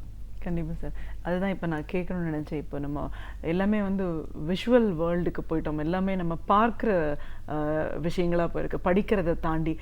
இன்றைக்கும் வந்து டெக்னாலஜி வளர்ந்துருக்கு அப்படின்னாலும் அதுலேயும் இப்போ புக்ஸ் எல்லாம் வர ஆரம்பிச்சிருக்கு. அதுவும் வரவேற்கக்கூடிய ஒரு விஷயம் தான். நீங்களே நிறைய சொல்லியிருக்கீங்க, எல்லாம் ஒரு குறுகிய வட்டத்துக்குள்ளே நம்ம இருக்கோம் அப்படிங்கும்போது. இப்படி இருக்கிற இந்த இளைய தலைமுறைகளுக்கு நீங்கள் வாசிப்போட முக்கியத்துவம் என்ன? வாசிக்கிறதுனால மனிதனோட ஒரு எண்ணங்களும் எவ்வளோ தூரம் விசாலமாகுதுன்னு நீங்கள் நினைக்கிறீங்க? வாசிப்பு ரொம்ப முக்கியம். இப்போ இன்றைக்கி வாசிப்பு குறைஞ்சிருக்கிறதுனால ஒரு ஆதங்கத்தோடு நீங்கள் இந்த கேள்வி கேட்குறீங்க. இதுக்கு காரணம் நாம தான் காரணம். இளைய தலைமுறை குறை சொல்றதுக்கு முன்னால் பெற்றோராகிய நம்மளே தான் குறை சொல்லணும். ஈவன் பள்ளி சூழலும் அந்த மாதிரி இருக்குது. ஒரு வற்புறுத்தி எவ்வளோ பாடங்களை படிக்கிற போது ஒரு மணி நேரம் இருக்குது, நூலகத்துக்குள்ள அந்த ஒரு மணி நேரம் இப்போல்லாம் காணாமல் போச்சுது. அது அங்கேயே திரும்ப கொண்டு வரணும். வீட்டில் பெற்றோர்கள் வாசிக்கணும், பெற்றோர்கள் குழந்தைகள் முன்னால் வாசிக்கணும். எவ்வளோ பூஜை புனஸ்காரம் பண்ண சொல்கிறோம், +2 இருக்கிற 200 எடுக்கிறதுக்காக படிக்க வைப்பது. இப்படி பண்ணும்போது அவருடைய எதிர்காலத்தை கருத்தில் கொண்டு நம்ம இருக்குல்ல தினம் தினம் ஒரு செய்தித்தாளில் இருந்து ஏதாவது ஒரு நாள் ஒரு 2 பக்கம் வாசிச்சா கூட இருக்குல்ல, போக போக அவனுக்கு அதனுடைய ஈர்ப்பான விஷயங்கள், நம்ம யாரையும் அவங்களுடைய கற்பனையை திணிக்க முடியாது. பட் அவன் வாசிக்கும் போது அவனுக்கே இருக்குல்ல, இது எனக்கு சாதகமான விஷயம், இது எனக்கு பொருத்தமான விஷயம் சொல்லி அவனே பின்னால் ஆரம்பிச்சிடும் தனக்குன்னு தனி பாணியை. ஆனால் அதுக்கு முதல்ல நீங்கள் வாசிக்க அவனை தூண்டணும், கம்பல் பண்ணணும். ஏன்னா குழந்தைகளுக்கு மற்ற எவ்வளோ விஷயங்கள் நம்ம சொல்லிக் கொடுக்கோம், எல்லாமே நம்ம தான் கற்றுக் கொடுக்கணும். குழந்தைகளுக்கு வாசிப்பை மட்டும் அவங்கள இயல்பை எப்படி எடுத்துக்கணும் எதிர்பார்க்குறோம். அதனால் தயவுசெய்து குழந்தைகளுக்கு இருக்குல்ல, நம்ம வீட்டிலே இருக்கல தினம் தினம் ஒரு அரை மணி நேரம் இன்றைக்கி செய்தி என்ன, இன்றைக்கி செய்தி படிச்சியா, இது ஏன்னா இன்றைக்கி அது இன்றைக்கி நம்ம செய்திகளில் இருக்குல்ல நிறைய இலக்கியங்களும் நிறைய நுழைஞ்சாச்சு செய்திகள்லையும், அவங்களும் அந்த முயற்சியில் ஈடுபட்டுக்கிட்டு இருக்காங்க. அதனால் அன்றாட செய்தியிலேயே நீங்கள் நிறைய இலக்கிய தகமான விஷயங்களை ஒரு கட்டுரைகளை படிக்கலாம், நீங்கள் அதை அவங்க குழந்தைகளை நீங்கள் விவாதிக்கலாம். இப்படி பண்ணி அவங்களுக்கு வாசிப்பு உண்டு பண்ணும். வாசிப்பு இல்லாத ஒரு சமுதாயம், எதிர்கால சமுதாயம் ரொம்ப ரொம்ப வேதனைக்குரிய சமுதாயமாக இருக்கும். காட்சி ரொம்ப முக்கியம். இன்றைக்கி நம்மளுடைய மன அழுத்தங்கள் எல்லாமே போகிறதுக்கு இன்றைக்கி தொலைக்காட்சி எவ்வளோ உதவியாக இருக்குது எல்லாம் இருக்கும். ஆனால் அந்த விஷயத்தை கூட நீங்கள் விவாதிக்கலாம். விவாதிக்கும் போது அவனே அதுக்கு நீங்கள் ரெஃபரன்ஸ் கொடுக்கலாம். உங்களுக்கு மட்டும் அந்த தகுதி இருக்குது, இந்த விஷயங்கள் ஏற்கனவே கதையாக வந்திருக்குது, இந்த விஷயங்களை ஏற்கனவே எழுதப்பட்டிருக்குன்னு சொல்லும்போது அவன் அதை தேடி எடுத்து படிப்பான். அதனால் நீங்கள் ஒரு தொலைக்காட்சியை கூட நீங்கள் இருக்குது இதுக்காக அழகாக உபயோகிச்சுக்கலாம். நீங்கள் ஒரு விவாதத்துக்காகவும் அந்த விவாதத்தை தொடர்ந்து ஒரு வாசிப்புக்கும் குழந்தைகளுக்கு கொண்டு உண்டு பண்ணணும். அதனால் வாசிப்புங்கிறது இல்லாமல் ஒரு வாழ்க்கையை நினச்சி கூட பார்க்கக்கூடாது. நீங்கள் இப்போது நீங்கள் வந்து ஒரு படைப்பாளியாக உங்களோட பயணம் பார்த்தா கிட்டத்தட்ட 12 ஆண்டுகளாக தொடர்ந்துட்டு இருக்கீங்க. இப்போ வந்து இந்த ₹1,00,000 கதைகள்னு ஒரு தொகுப்பு உருவாக்குற அளவுக்கு நீங்கள் வந்திருக்கீங்க. அப்போ அந்த அளவுக்கு வந்து எல்லாம் பரிசு பெற்ற சிறுகதைகள் அப்படின்னு சொல்லும்போது இந்த தொகுப்பு உருவான விதம் பற்றி சொல்லுங்கள் சார். இந்த தொகுப்பை நான் வந்து என்னுடைய இறைவனுக்கும் பெற்றோருக்கும் பிறகு இதை சமர்ப்பிச்சிருக்கிறது ஆனந்த விடன் ஆசிரியர் திரு பாலசுப்ரமணியம் அவர்களுக்கு தான். ஏன்னா அவர் இல்லாமல் இந்த இப்படி ஒரு தொகுப்பு வழி வந்திருக்கவே முடியாது. மறைந்த அவருக்கு இது ஒரு பெரிய அஞ்சலியாகவே நான் அந்த புத்தகத்தை சமர்ப்பிக்கிறேன். கிட்டத்தட்ட ஒரு கல்லூரி காலத்தில் தொடங்கினேன், எழுத ஆரம்பித்து சிறுகதைகள் வெளிவந்தது, கட்டுரைகள் வந்து அவர் ஊக்கப்படுத்தினார். அதுக்கு பிறகு பொருளாதார தேவை தவிர்க்க முடியாது, அது மூத்த மகன் கம்மனில் நான் வெளிநாடு போக வேண்டியதாக போச்சுது. வெளிநாடு போய் கிட்டத்தட்ட 10 வருஷம் அது ஒரு பாலை வனவாசம் தான் சொல்லணும். ஆக்சுவலாக பாலைவனத்துக்கு தான் போனேன், ஆனால் உண்மையில் அது வனவாசமாக போயிடுச்சு. 11 எந்த வாசிப்பும் இல்லை, பணம் சம்பாதிக்க திரைக்கடலோடி திரைவேந்தர் திட்டத்திலேயே வாழ்க்கை போயிட்டுது. இருந்த ஒரே ஆகுதல் நம்ம தமிழ்நாட்டு பத்திரிகைகளும் இளையராஜாவுடைய இசையும் தான். இந்த ரெண்டும் தான் என்ன இருக்குல்ல உயிர்ப்போடு வச்சுருந்தது என்ன இருக்குது. அப்போ ஒரு சிறுகதை போட்டி வந்து அரசாங்கமும் ஆனந்தவிடம் சேர்ந்து எய்ட்ஸ் விழிப்புணர்வு சிறுகதை போட்டி ஒன்று நடத்தினாங்க. அப்போ ரொம்ப நாளாக தூங்கிட்டோமே, கொஞ்சம் நம்மளும் விழிக்கிறதுக்கு நேரம் வந்துடுச்சேன்னு சொல்லிட்டு அவசரமாக அதுக்கு இருக்கிற கடைசி நாள் கணக்கு பண்ணி அங்கேருந்து ஒரு சிறுகதை அனுப்பினேன், சூரியோதயங்கிற கதை. அதுக்கு முதல் பரிசு ₹25,000 கிடச்சிது. அப்போ தான் எனக்கு புரிஞ்சுது, எனக்கு இவ்வளோ நாள் பெரிய சிறுகதை எதுவும் வாசிக்கவும் இல்லை, முயற்சியும் பண்ணலை. ஒரு 10-12 வருட இடைவெளிக்கு பிறகு நம்ம எழுத தொடங்கியிருக்கோம். இதுக்கு முதல் பரிசு கிடைக்கும்போது அப்போ கடவுள் நமக்கு ஒரு ஆற்றல் கொடுத்துருக்கிறாரு. பாலசுப்ரமணியம் ஐயா எப்போவுமே சொல்லிட்டு இருக்கும்போது உன்னுடைய படைப்பாற்றை நீ தொடர்ந்து நம்ம பயணிச்சுக்கிட்டே இருக்கணும்னு சொன்ன மாதிரி, அப்போ இதுதான் என்னுடைய சரியான எனக்கான மார்க்கம் போல இருக்குது, இந்த பாதையை நடக்கணும் போல இருக்குது. அதுலேருந்து எழுத ஆரம்பித்தேன். அதுக்கு பிறகு வரிசையாக விகடனுக்கு, கல்கி, தினமணிக்கு, அது பல பத்திரிகைகளுக்கு எழுத ஆரம்பித்து எல்லாமே பரிசு கதைகளாக அமைய ஆரம்பித்து கிட்டத்தட்ட ஒரு ₹1,00,000 ₹1,50,000 சிறுகதைகளே எனக்கு ஒரு குறுகிய காலத்தை சேர்த்துட்டேன். அது போக திரும்ப கீவா ஜெகநாத நினைவாக நடத்தின நாவல் போட்டியில் பரிசு பெற்றேன், மயிலகை நாவல்லையும். அப்போ இந்த கதைகளெல்லாம் தொகுத்து போடும்போது அது எதிர்காலத்தில் யாருக்காவது இருக்குல்ல இது போல் இருக்குல்ல ஒரு விழிப்புணர்வு கதைகள் எழுதி கூட இருக்குல்ல ஒருத்தர் பிரபலமாக முடியும், ஒருத்தர் சமூகத்துக்கு சேவை செய்ய முடியும். உணர்ந்தேன். அதனால் அவ்வளோத்தையும் தொகுத்து ஆக்சுவலாக ₹1,50,000 இருக்கும் அது. ஆனால் நான் ₹1,00,000 கதைகள்னு வச்சுக்கிட்டு ஒரு 19 கதைகளை தொகுத்து அண்மையில் வந்து இலக்கிய விதிவகை இப்போ 40வது ஆண்டு அவங்களுடைய சேவையை தொடங்கி இருக்கிறாங்க. அதனால் அவங்களுடைய மூலமாகவே வம்சி பதிப்பகத்தில் வெளியிட்டிருக்கிறேன். இது எனக்கு பெரிய மனநிறைவை தருகிறது. நம்ம வாழ்ந்தோம் போனோங்கிற மாதிரி இல்லாமல் ஏதாவது நம்ம சமூகத்துக்கு அர்ப்பணிச்சுட்டு போகும்போது இந்த புத்தகம் எனக்கு ஒரு பெரிய ஒரு ஆத்ம திருப்தியை தருது. எனக்கு இன்னைக்கு இருக்கிற எழுத்துலகத்தோட போக்கு எப்படி இருக்குது சார்? எழுத்துலக போக்கு இன்னைக்கு தமிழ் வளர்ச்சியை பொறுத்தவரை சந்தோஷமாக இருக்குது. தமிழ் வளர்ச்சி வந்து நமக்கு வடமொழியை தவிர்க்கிறாங்க, ஆங்கிலம் தவிர்க்கிறாங்க, பின்னவீனத்தை ரொம்ப அழகாக எழுதுறாங்க. அது மாத்திரம் நீங்கள் அழகாக சொன்ன மாதிரி இருக்குல்ல, இன்றைக்கி காட்சி ஊடகங்கள் வந்த பிறகு, தொலைக்காட்சி வந்த பிறகு அதையும் பயன்படுத்தி புக்ஸ் எல்லாம் வர்றது மாதிரி ரொம்ப விஷயம். முன்னால் இருக்குல்ல ஒரு 10 பேர் எழுத முயற்சி பண்ணால் ஒருத்தரோட எழுத்து தான் பிரசுரமாகும். இன்றைக்கி அந்த கவலையே கிடையாது. இன்றைக்கி யார் வேணாலும் எழுதியிருக்குல்ல, உங்களுக்கு நெட்டில் வந்து போடும்போது இணையத்தில் வந்து அழகாக உங்களுடைய புத்தகம் பிரசுரமாகுது. அப்போ வாய்ப்புகள் அதிகமாக இருக்குது. ஆனால் அந்த வாய்ப்புகள் வந்திருக்க எல்லாருமே இருக்குல்ல ஒரு அடர்த்தியான ஒரு மொழியில் என்றைக்கோ நடந்த ஒரு விஷயத்தை அந்த இயல்புமாகாமல் சொல்லணும்னு அந்த மாதிரி ஒரு கதைகள் கட்டுரைகள் செய்யும்போது வட்டம் குறுகி போகுது.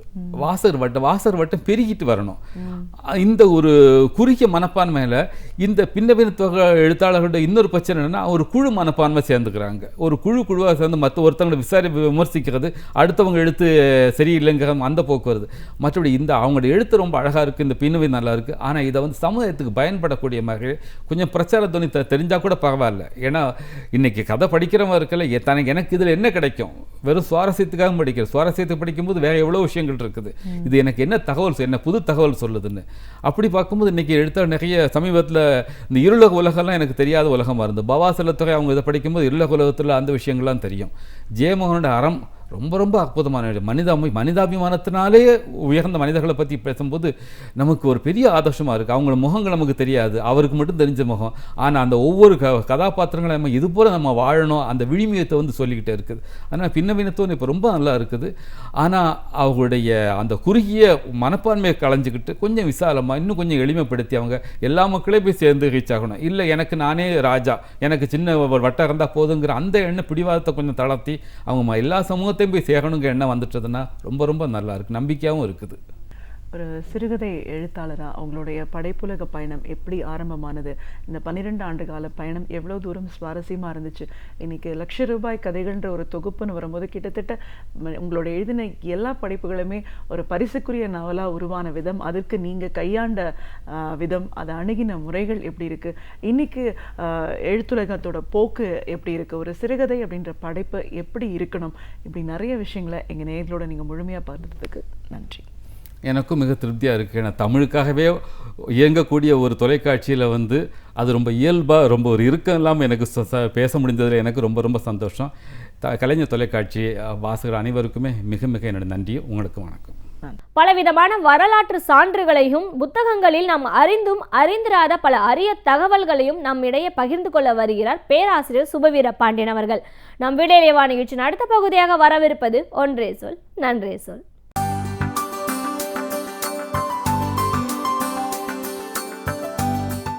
அனைவருக்கும் என் அன்பு வணக்கம். 45-50 ஆண்டுகளுக்கு முன்னால் தமிழ்நாட்டில் புதுக்கவிதை என்கிற ஒரு புதிய எழுச்சி கவி உலகில் நிகழ்ந்தது. அதற்கும் 20-30 ஆண்டுகளுக்கு முன்பே வசன கவிதை என்னும் ஒரு நடை வந்துவிட்டது. ஆனாலும் 70களில் கோவையில் தொடங்கிய மானுடம்பாடும் வானம்பாடிகள் என்னும் அமைப்புக்கு பிறகுதான் புதுக்கவிதைகள் மக்களிடையே ஒரு இயல்பான நிலைக்கு புழக்கத்திற்கு வந்து சேர்ந்தன என்று சொல்லலாம்.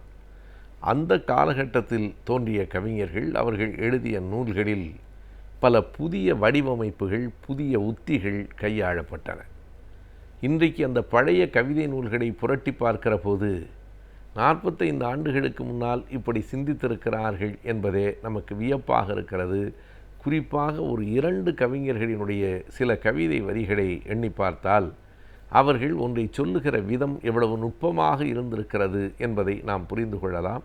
இன்றைக்கும் நம்மோடு வாழ்ந்து கொண்டிருக்கிற கவிக்கோ அப்துல் ரஹ்மான் அவர்களும் கவிஞர் அபி அவர்களும் தங்களினுடைய கவிதைகளை எப்படி கையாண்டிருக்கிறார்கள் என்று பழைய அந்த கவிதை நூல்களை புரட்டி பார்த்தபோது வியப்பாக இருந்தது. எடுத்துக்காட்டுக்கு ஒரு 2 கவிதைகளை அப்துல் ரஹ்மான் நூல்களிலே இருந்து பார்க்கலாம். பால் வீதி என்கிற அந்த பழைய நூல் தமிழ் இலக்கிய உலகத்தில் ஒரு புதிய வரவாக அன்றைக்கு அமைந்தது. அதில் அவர் எழுதியிருக்கிறார், தீக்கனி உண்ண படித்தவுடன் சட்டென்று புரிந்து விடாது, புரிந்ததற்கு பிறகு ஒரு நாளும் மறந்து விடாது. தீக்கனி உண்ண தீப மரத்திற்கு விட்டில் வந்தது, கனியோ விட்டிலை உண்டது என்று எழுதியிருக்கிறார். ஒரு விளக்கிலே விட்டில் பூச்சி விழுந்து இறந்து போனது என்பதுதான் செய்தி. ஆனால் அதனை அவர் சொல்லியிருக்கிற ஒரு அழகு, ஒரு படிமம் என்று சொல்லுகிறோமே, ஒரு கிரைஸ்டல் கிளியர் என்று சொல்லுவார்கள், ஒரு படிம அழகோடும் ஒரு முரண் உத்தியோடும் அவர் அதனை சொல்லியிருக்கிறார். ஒரு விளக்கு என்பதை தீப மரம் என்று உருவகம் செய்து அந்த மரத்தில் இருக்கிற கனிதான் அந்த எரிந்து கொண்டிருக்கிற சிவப்பாக எரிந்து கொண்டிருக்கிற தீபம். பொதுவாக கனிகள் சிவப்பாகத்தான் இருக்கின்றன. எனவே அந்த சிவப்பாக இருக்கிற தீபம் கனி, அதை கனி என்று கருதித்தானோ என்னமோ விட்டில் அதை நோக்கி பறந்து வருகிறது. எப்போதும் பறவைதான் பழத்தை உண்ணும், ஆனால் இங்கு பழம் பறவையை உண்டு விட்டது என்று சொல்லுகிற போது இந்த முரண் அடடா கவிதைக்கே உள்ள அழகு என்று கருத வேண்டியிருக்கிறது. தீ கனி உண்ண, அந்த தீதான் கனி, அந்த தீ கனி உண்ண தீப மரம் நோக்கி விட்டில் வந்தது. கடைசியாக என்ன நடந்ததென்றால் அந்த கனி விட்டிலை உண்டது என்று அந்த கவிதை முடியும். அதே போல அவர் எழுதியிருக்கிற இன்னும் சில வரிகளிலான ஒரு கவிதை, என்னை பார்க்கும் போதெல்லாம் கவிழ்ந்து கொள்ளும் உன் இமைகள் கொசு வலையா மீன் வலையா என்று அவர் கேட்பார். இது பல இலக்கிய மேடைகளில் இலக்கிய நூல்களில் மேற்கோளாக காட்டப்பட்ட வரிகள்தான். ஆனால் இன்றைக்கும் மறுபடியும் படித்து பார்க்கிற போது அந்த கேள்விக்குள் எத்தனை நுட்பம் இருக்கிறது என்பதை நாம் எண்ணி பார்க்க முடிகிறது. இரண்டும் வலைதான், கொசு வலையும் வலைதான், மீன் வலையும் வலைதான். ஆனால் இன்றைக்கு கொசு வலை என்பது பெரும்பான்மையாக வழக்கிழந்து போய்விட்டது என்று சொல்லலாம். என் வயது ஒத்தவர்கள் சிறுவனாக இருக்கிற போது கொசு வலைக்குள் உறங்கிய அந்த காலங்கள் இன்றைக்கு இருக்கிற பிள்ளைகளுக்கு பெரும்பான்மையாக வாய்ப்பு இல்லை. இப்போதும் கொசு வலைகள் இருக்கின்றன. ஆனால் அவற்றை பயன்படுத்துகிறவர்களின் எண்ணிக்கை மிக மிக குறைந்து போயிற்று என்று தான் சொல்ல வேண்டும். இன்றைக்கு கொசுவை விரட்டுவதற்கு பல்வேறு விதமான வகைகள் வந்து சேர்ந்திருக்கின்றன. அதற்கான மாத்திரைகள் எல்லாம் விற்பனையாகின்றன. கையில் சில பேர் விளையாட்டு வீரர்களைப் போல அந்த டென்னிஸ் மட்டை வைத்து கொண்டிருக்கிறார்கள். அது பந்து விளையாடுவதற்கல்ல, கொசு விரட்டுவதற்காக. இப்படி பல்வேறு விதமான நவீன அறிவியல் தொழில்நுட்பங்கள் வந்துவிட்டதற்கு பிறகும் கூட அந்த பழைய கொசு வலையை எண்ணி பார்த்தால் அப்துல் ரஹ்மான் அவர்கள் கேட்கிற கேள்வி, பெண்ணே என்னை பார்த்த உடனே உன் கண்கள் சாய்கின்றனவே, அவை என்னை உள்ளே வரச் சொல்லுகிற மீன் வலையா அல்லது வெளியேயே நின்றுவிடு என்று சொல்லுகிற கொசு வலையா என்று கேட்கிறார். அது சம்மதமா எதிர்ப்பா? என்னை விரட்டி விடவா அல்லது உள்ளே இழுத்து பிடிக்கவா? எதற்காக உன் கண்கள் அப்படி சாய்கின்றன என்கிற கேள்வி இருக்கிறதே. இந்த இரண்டு வலைகளையும் ஒப்பிட்டு அவர் எழுதியிருக்கிற போது இரண்டு வலைகளுக்குள்ளும் இருக்கிற ஒரு முரண் இந்த கவிதைக்கான அழகாக வந்து சேருகிறது. இரண்டும் வலை, ஒன்று உள்ளே இருப்பதை வெளியே விடாது, இன்னொன்று வெளியே இருப்பதை உள்ளே வர விடாது. உன் கண்கள் எப்படி என்னை உள்ளே இழுத்து கொண்டு வெளியே வரவிடாமல் தடுக்குமா அல்லது வெளியேயே தடுத்து நிறுத்திவிட்டு உள்ளே போக முடியாமல் செய்யுமா என்று காதலன் காதலியை பார்த்தோ காதலி காதலனை பார்த்தோ கேட்கிற ஒரு கேள்வியாக அந்த கொசு வலையா மீன் வலையா உன் கண்கள் இந்த இரண்டில் எது என்று கேட்கிற போது கவிதையை இப்படி சொல்லுகிற போதுதான் அது கவிதைக்கான அழகு. இதே செய்தியை நேரடியாக நீ என்னை விரும்புகிறாயா வெறுக்கிறாயா என்று கேட்டால் அது உரைநடையின் தரத்துக்கும் கூட கீழே தான் இருக்கிறது. கவிதை என்பது ஒரு அழகான முரண் சார்ந்த உத்திகள் நிறைந்த, படிக்கிற போது சிந்திக்க வைக்கிற, படித்ததற்கு பிறகு மறக்க முடியாமல் கட்டி போட்டு விடுகிற ஆற்றல் உடையது என்பதை இந்த வரிகள் சின்ன சின்ன வரிகள் தான் எடுத்து காட்டுகின்றன. இதை போலவே ஏறத்தாழ அதே காலத்திலே மௌனத்தின் நாவுகள் என்னும் ஒரு நூலை கவிஞர் அபி வெளியிட்டார். அந்த கவிதை நூலினுடைய தலைப்பே கவிதை தான். மௌனத்திற்கு ஏது நாவு? மௌனம் என்றால் பேசாது, நாக்கு என்றால் பேசும். இது பேசுகிற மௌனம், மௌனத்தின் நாவுகள் என்றுதான் அந்த புத்தகத்துக்கு பெயர். அதிலே ஒரு கவிதை இப்படி வரும். எல்லா ஊருக்கும் சென்று எங்கும் இரையெடுக்காமல் இழைந்து இழைந்து ஓடுகிற, வளைந்து வளைந்து ஓடுகிற ஒற்றையடி பாதை என்று அந்த கவிதை சொல்லும். எங்கேயும் இரையெடுக்காமல் என்று சொல்லுகிற போது, வளைந்து வளைந்து ஓடுகிற என்று சொல்லுகிற போது ஒரு பாம்பை பற்றிய கவிதை என்று நமக்கு எண்ண தோன்றும். ஆனால் அவர் ஒரு ஒற்றையடி பாதையை பற்றி பாடுகிறார். தொலைவில் இருந்து பார்த்தால் ஒற்றையடி பாதையும் பாம்பும் ஒரே மாதிரி தான் இருக்கிறது. இரண்டும் வளைந்து வளைந்து தான் போகிறது. ஆனால் இரண்டுக்கும் என்ன வேறுபாடு? எங்கும் இரை எடுக்காமல் என்று எழுதுகிறாரே, அதுதான் வேறுபாடு. பாம்பென்றால் அங்கங்கு இரை எடுக்கும். ஆனால் ஒற்றையடி பாதை எங்கேயும் தனக்கு இரை தேடாது. ஆனால் பாம்பை போலவே வளைந்து வளைந்து ஒவ்வொரு ஊராக தொட்டு தொட்டு போகிறதே இந்த ஒற்றையடி பாதை என்று. ஒற்றையடி பாதையை நாம் அத்தனை பேரும் பார்த்திருக்கிறோம், இன்றைக்கும் பார்த்து கொண்டிருக்கிறோம். ஆனால் ஒற்றையடி பாதையை பார்க்கிற போது இப்படி ஒரு அழகான ஒப்புமையோடு எழுத தோன்றுகிறது என்பதுதான் கவிஞனுக்கான அடிப்படை. எனவே கவிதை என்பது நாம் அன்றாடம் பார்க்கிற செய்திகளை கூட புதிய கோணத்திலும் புதிய பார்வையிலும் பார்ப்பதுதான் என்பதை இந்த கவிதைகள் விளக்குகின்றன. இவையெல்லாம் புது கவிதைகளின் தொடக்க காலம். இன்றைக்கு அந்த புது கவிதைகள் வளர்ந்து செழித்திருக்கின்றன. ஏராளமான கவிதைகள் வந்திருக்கின்றன. ஆனாலும் எண்ணிக்கையில் கூடியிருக்கிற அளவுக்கு கவித்துவத்தில் எல்லாம் கூடியிருக்கின்றன என்று சொல்ல முடியவில்லை. இந்த கவிதைகளெல்லாம் மறுபடியும் ஒரு முறை பின்னோக்கி பார்ப்பதற்கு உகந்தவைகளாக அப்துல் ரஹ்மானின் கவிதைகளும் அபியின் கவிதைகளும் அமைந்திருக்கின்றன. ஒவ்வொரு மனிதனும் தன் வாழ்வில் அடிப்படையான சட்டங்களை அறிந்திருப்பது மிகவும் அவசியமாகின்றது. அந்த வகையில் இன்றைய ஆலோசனை நேரத்தில் நாம் பலவிதமான சட்டங்களை பற்றி பார்க்கலாம். விடியலைவா நிகழ்ச்சியின் அடுத்த பகுதியாக வரவிருப்பது ஆலோசனை நேரம்.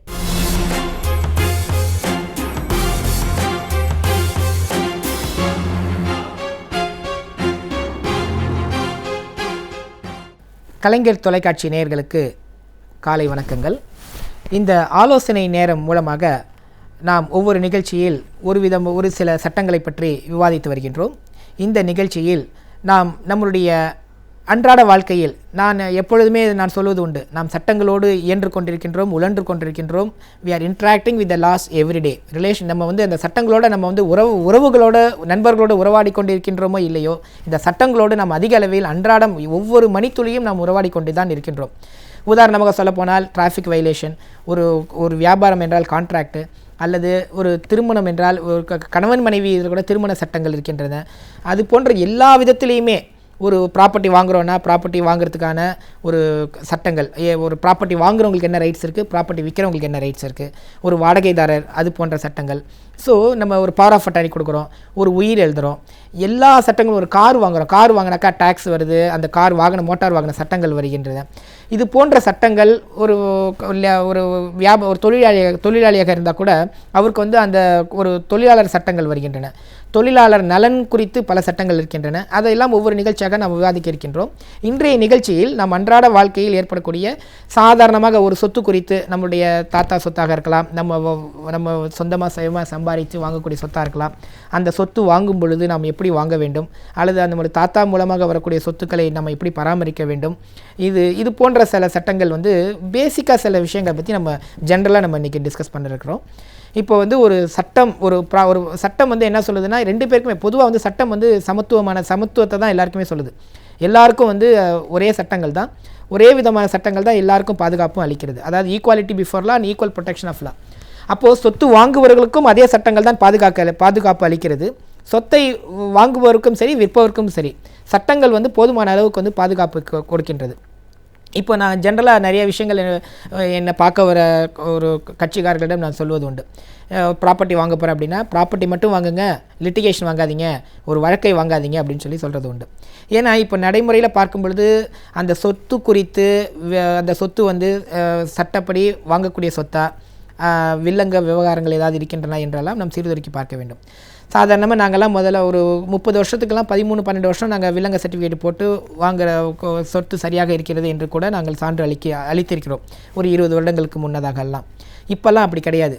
ஒரு சொத்தை நாம் வாங்க வேண்டும் என்றால் மினிமம் 30 வருடங்கள் அல்லது 40 வருடங்களுக்கு வில்லங்க சர்டிஃபிகேட் போட்டு பார்க்கணும் சப்ரிஜிஸ்டர் ஆஃபீஸில்.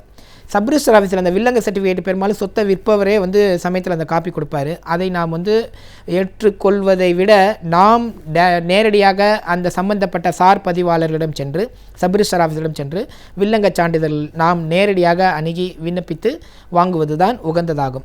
அந்த 40 வருஷம் வில்லங்க சர்டிஃபிகேட்டில் என்னென்ன டிரான்சாக்ஷன்லாம் ஆயிருக்குது, ஏதாவது மார்ட்கேஜ் இருக்குதா, ஏதாவது லீஸ் இருக்குதா, வேறு ஏதாவது தேர்ட் பார்ட்டி ரைட்ஸ் அக்ரிமெண்ட் ஏதாவது போட்டிருக்கிறாங்களா, அந்த சொத்தை விற்பதற்காக விக்கிரய சாசனங்கள், அதாவது விக்கிரய சாசன ஒப்பந்தம், விக்கிரய ஒப்பந்தம் ஏதாவது இருக்கா, விக்கிரயம்னா சேல் அக்ரிமெண்ட், அது போன்ற ஏதாவது டாக்குமெண்ட் இருக்குதா, மார்ட்கேஜ் பேங்க் லோன் இருக்குதா, அப்படிங்கிறதெல்லாம் அந்த டிரான்சாக்ஷனை நம்ம பார்க்கலாம்.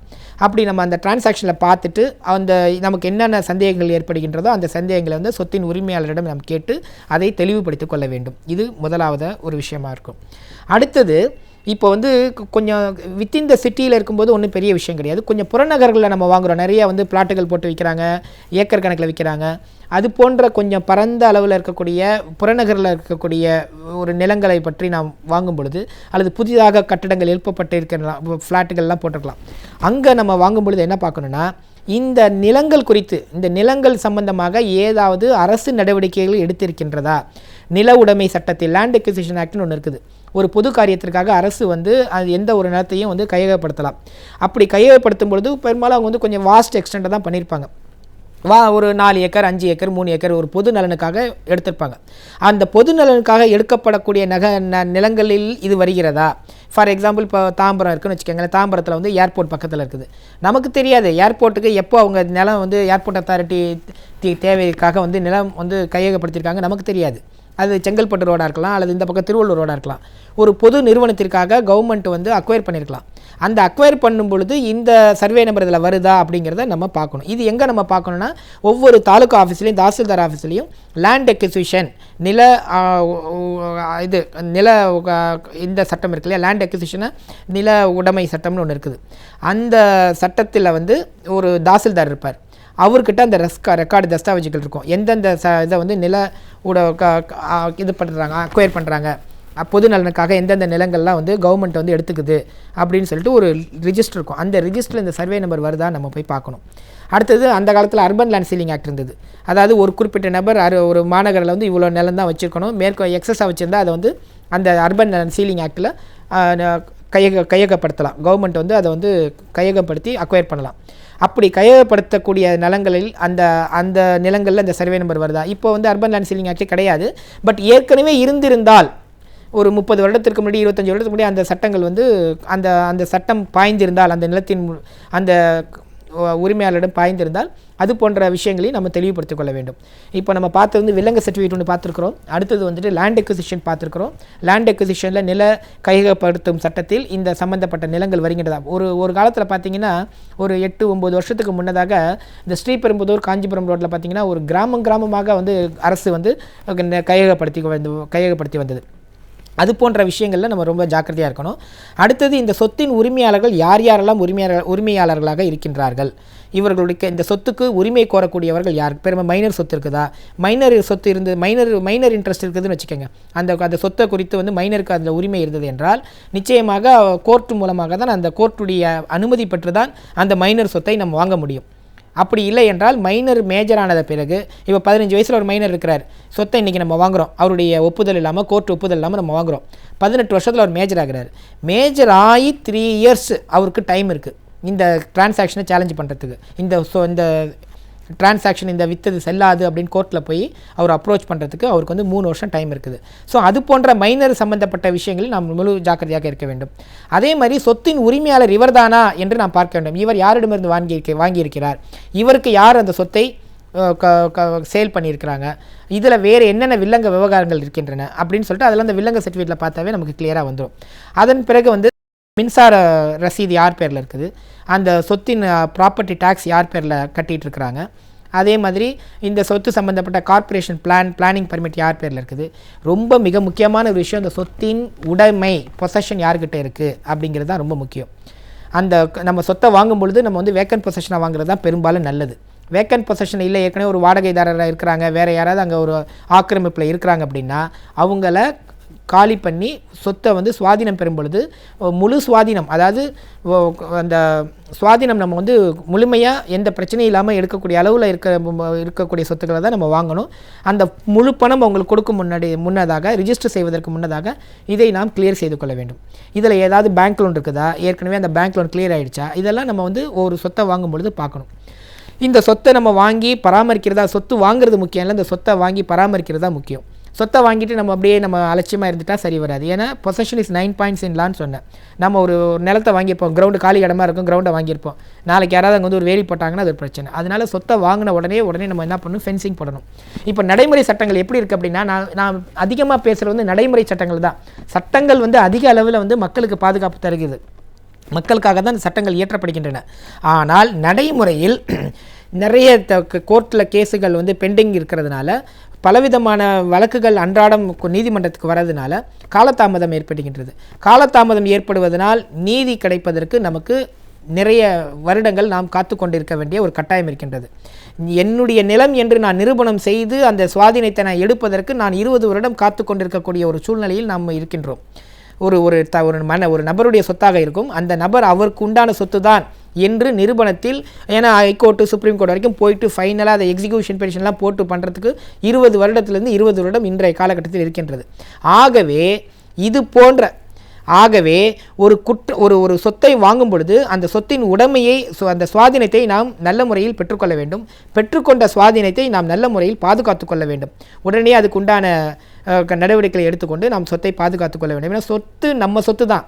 அந்த சொத்து நம்ம சொத்துன்னு கோர்ட்டில் ஒரு ஆர்டர் வாங்கிறதுக்கு, அந்த சொத்தை நம்ம அனுபவிப்பதற்கு கோர்ட்டுக்கு போயிட்டோன்னா 30 வருஷம் ஆகிடும்.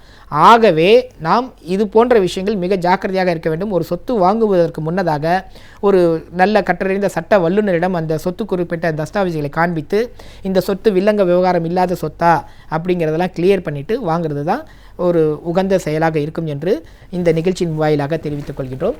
இன்னொரு நிகழ்ச்சியில் சட்டம் சம்பந்தப்பட்ட வேறு சில நல்ல விஷயங்களை நாம் கலந்து ஆலோசிக்க இருக்கின்றோம். வணக்கம். இன்றைய சூழலில் நம் மனதை தெளிவாக வைத்திருப்பது மிகவும் கடினம். அந்த வகையில் நம் மனதை எவ்வாறு தெளிவாக வைத்திருக்கலாம் என்பதை பற்றி நம்மிடையே பேச வருகிறார் டாக்டர் நம்பி அவர்கள். நம் விடையிலேவா நிகழ்ச்சி நிறைவு பகுதியாக வரவிருப்பது மனமே மனமே.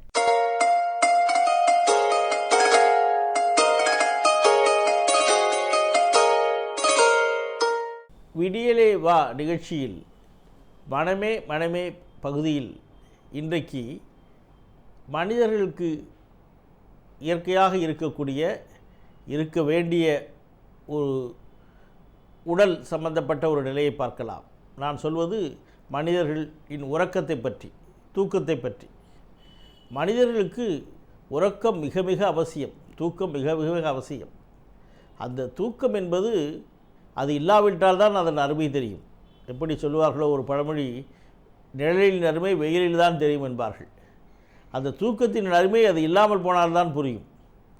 மனிதனும் எல்லோருக்கும், உயிரினங்கள் எல்லோருக்குமே தூக்கம் அவசியம். எல்லா உயிரினங்களும் இரவிலே முடித்து கொடுக்கிற ஆந்தைக்கு கூட பகலிலே தூக்கம் வரும். ஆக மனிதனுக்கு தூக்கம் என்பது மிக மிக அவசியமான ஒன்று. மனிதனுடைய ஆயுள் காலத்திலே 3 1 பகுதி தூக்கத்திலேயே கழிக்கிறான். அப்படித்தான் கழிக்க வேண்டும். அது அந்த அளவுக்கு அமைதி, அந்த உறக்கம் அவனுக்கு தேவைப்படுகிறது. சொல்லப்போனால் அந்த பேட்டரி அப்பொழுது தான் சார்ஜ் ஆகும். மனிதன் பகலிலே இயங்குவதற்கு, அவனுடைய மூளை நன்றாக வேலை செய்வதற்கு, அவனுடைய திறமை வெளிப்படுவதற்கு அந்த தூக்கம் மிக மிக அவசியமான ஒன்று. ஒரு களைப்பு தெரியாது, ஒரு புத்தி கூர்மையோடு வேலை செய்ய முடியும், நன்றாக பகுத்தறிய முடியும், முடிவெடுக்கும் திறன் இருக்கும், ஒரு தயக்கம் இருக்காது, சோர்வு இருக்காது. ஆக தூக்கம் என்பது மிக மிக அவசியமான ஒன்று. ஆனால் அது வள்ளுவர் கூறியது போல் குறையினும் மிகினும் நோய் செய்யும் என்பார் வள்ளுவர். குறைஞ்சாலும் தப்பு, அதிகமாக போனாலும் தப்பு. ஆக தூக்கம் குறைவாக இருந்தாலும் தப்பு. ஒரு சராசரி ஒரு மனிதன் 6 மணி நேரம் குறைந்த அளவு தூங்க வேண்டும். 8 மணி நேரத்திற்கு அதிகம் தேவையில்லை தூக்கம். ஆனால் அதுவே குழந்தைகளாக இருந்து முதியவர்களாக இருந்தால் இன்னும் 1-2 மணி நேரம் கூட தூங்கலாம். வெகு சின்ன குழந்தைகள் 1 வயதுக்குள்ளே இருந்தால் 12-13 மணி நேரம் கூட தூங்கலாம். அந்த அளவுக்கு அவர்களுக்கு தேவை. ஆனால் சில பேர் கண்முழித்து கொண்டு இரவெல்லாம் வேலை செய்கிறார்கள். 4 மணி நேரம் தான் தூங்குவேன், 3 மணி நேரம் என்று பெரிதாக பீற்றிக்கொள்வார்கள். அவர்கள் நிச்சயம் மனநலம் பாதிக்கப்படுவார்கள்.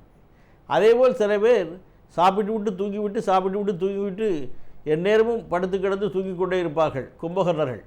அவர்களுக்கும் பிரச்சனை நிறைய உண்டு. பலவிதமான உடல் மனநல பாதிப்புகள் வரும். ஆக எதுவும் அளவோடு இருந்தால் அது உடலுக்கும் மனதுக்கும் நன்மை பயக்கும். அதில் தூக்கம் மிக அமைதியான ஒன்று. இப்போ நோயாளிகளின் அந்த அறிகுறிகள் பார்க்கும் பொழுது உலகத்திலே எத்தனை நோயாளிகளையும் பார்த்து ஒட்டுமொத்தமாக உடல் நலம் மட்டுமன்றி மனநலம், உடல் நோய்கள் எல்லாவற்றிலும் வைத்தியம் சார்க்க வருகின்ற நோயாளிகளை பார்க்கும் பொழுது 2 அறிகுறிகள் தான் தலையாய மிக அதிக அளவில் காணப்படுகிறது. ஒன்று வலி, இன்னொன்று தூக்கமின்மை. ஆக தூக்கமின்மை என்பது மிக முக்கியமான ஒரு பாதிப்பாகவே கருதப்படுகிறது. மனிதனுக்கு ஏன் தூக்கம் வர மாட்டேங்கிறது என்றால் பலவிதமான பிரச்சனைகள், சுற்றுப்புறத்திலே பிரச்சனைகள், சத்தம் காரணமாக பிரச்சனைகள், மனதிலே ஏற்படுகிற மன அழுத்தங்களின் காரணமாக, மனச்சோர்வின் காரணமாக, ஒரு பயத்தின் காரணமாக, இல்லது வேறு பல சமூக பொருளாதார நெருக்கடியின் காரணமாக, எந்நேரமும் ஏதோ ஒன்றை நினைத்து கொண்டே இருப்பதன் காரணமாக, ஏதோ ஒரு இக்கட்டான சூழ்நிலையில் மாற்றிக்கொண்டிருப்பதன் காரணமாக தூக்கம் வராமல் போகலாம். இவையெல்லாம் மனம் சார்ந்த காரணங்கள். உடலிலே காயங்கள் ஏற்பட்டாலோ, முக்கியமாக ஒரு சொல்லப்போனால் அந்த கேன்சர் என்று சொல்லப்படுகிற நோயால் பாதிக்கப்பட்டவர்களெல்லாம் மிக அதிகமாக வலி இருக்கும். உடலிலே வலி அதிகமாக இருந்தாலே இரவு தூக்கம் கெட்டுவிடும். அதனால தான் சாதாரண காய்ச்சல் அடித்தாலே உடல் வலி தலைவலி வரும் பொழுது தூக்கம் கெட்டுவிடும். அதேமாதிரி உடல்நிலை எந்த அளவுக்கு மோசமானாலும், சாதாரண ஒரு உடல்நல பாதிப்பாக இருந்தாலும் சில பேருக்கு தூக்கம் பாதிப்பை உண்டாக்கும். ஆக பலவிதமான காரணங்கள், உடல்நிலை, மனநிலை, சமூக பொருளாதார சூழ்நிலை எல்லாவற்றின் காரணமாகவும் மனிதனுக்கு தூக்கம் கெடுவதற்கு வாய்ப்பு இருக்கிறது. ஆனால் அந்த தூக்கம் மிக அவசியம் தேவை என்பதை உணர்ந்து கொள்ள வேண்டும். அந்த தூக்கம் என்பது பல நேரங்களிலே தற்காலங்களிலெல்லாம் மாறி மாறி நம் வாழ்க்கையை அமைத்துக் கொள்கிறோம். இயற்கை நமக்கு கொடுத்த இது இரவென்றால் தூங்க வேண்டும், பகலென்றால் உழைக்க வேண்டும். ஆனால் தற்கால நடைமுறையிலே அது மாறிக்கொண்டு வருகிறது. பல நேரங்களிலே சில பேர் 12, 1 மணி 2 மணி வரைக்கும் உழைக்கிறார்கள், தூக்கத்தை கெடுத்துகிறார்கள். பல நேரங்களிலே அதுவும் சொல்லப்போனால் இன்றைக்கு இந்த ஐடி ப்ரொஃபஷனல்ஸ் என்று சொல்லப்படுகிற அந்த மென்பொறியாளர்கள் எல்லாம் இரவு முழுக்க வேலை செய்கிறார்கள். ஏனால் அமெரிக்காவிலே பகல் இருக்கும்போது இங்கே இரவு. அதனால் அவர்களுக்கு இரவிலை செய்தால் அவர்கள் பிழைப்பு ஓடும்.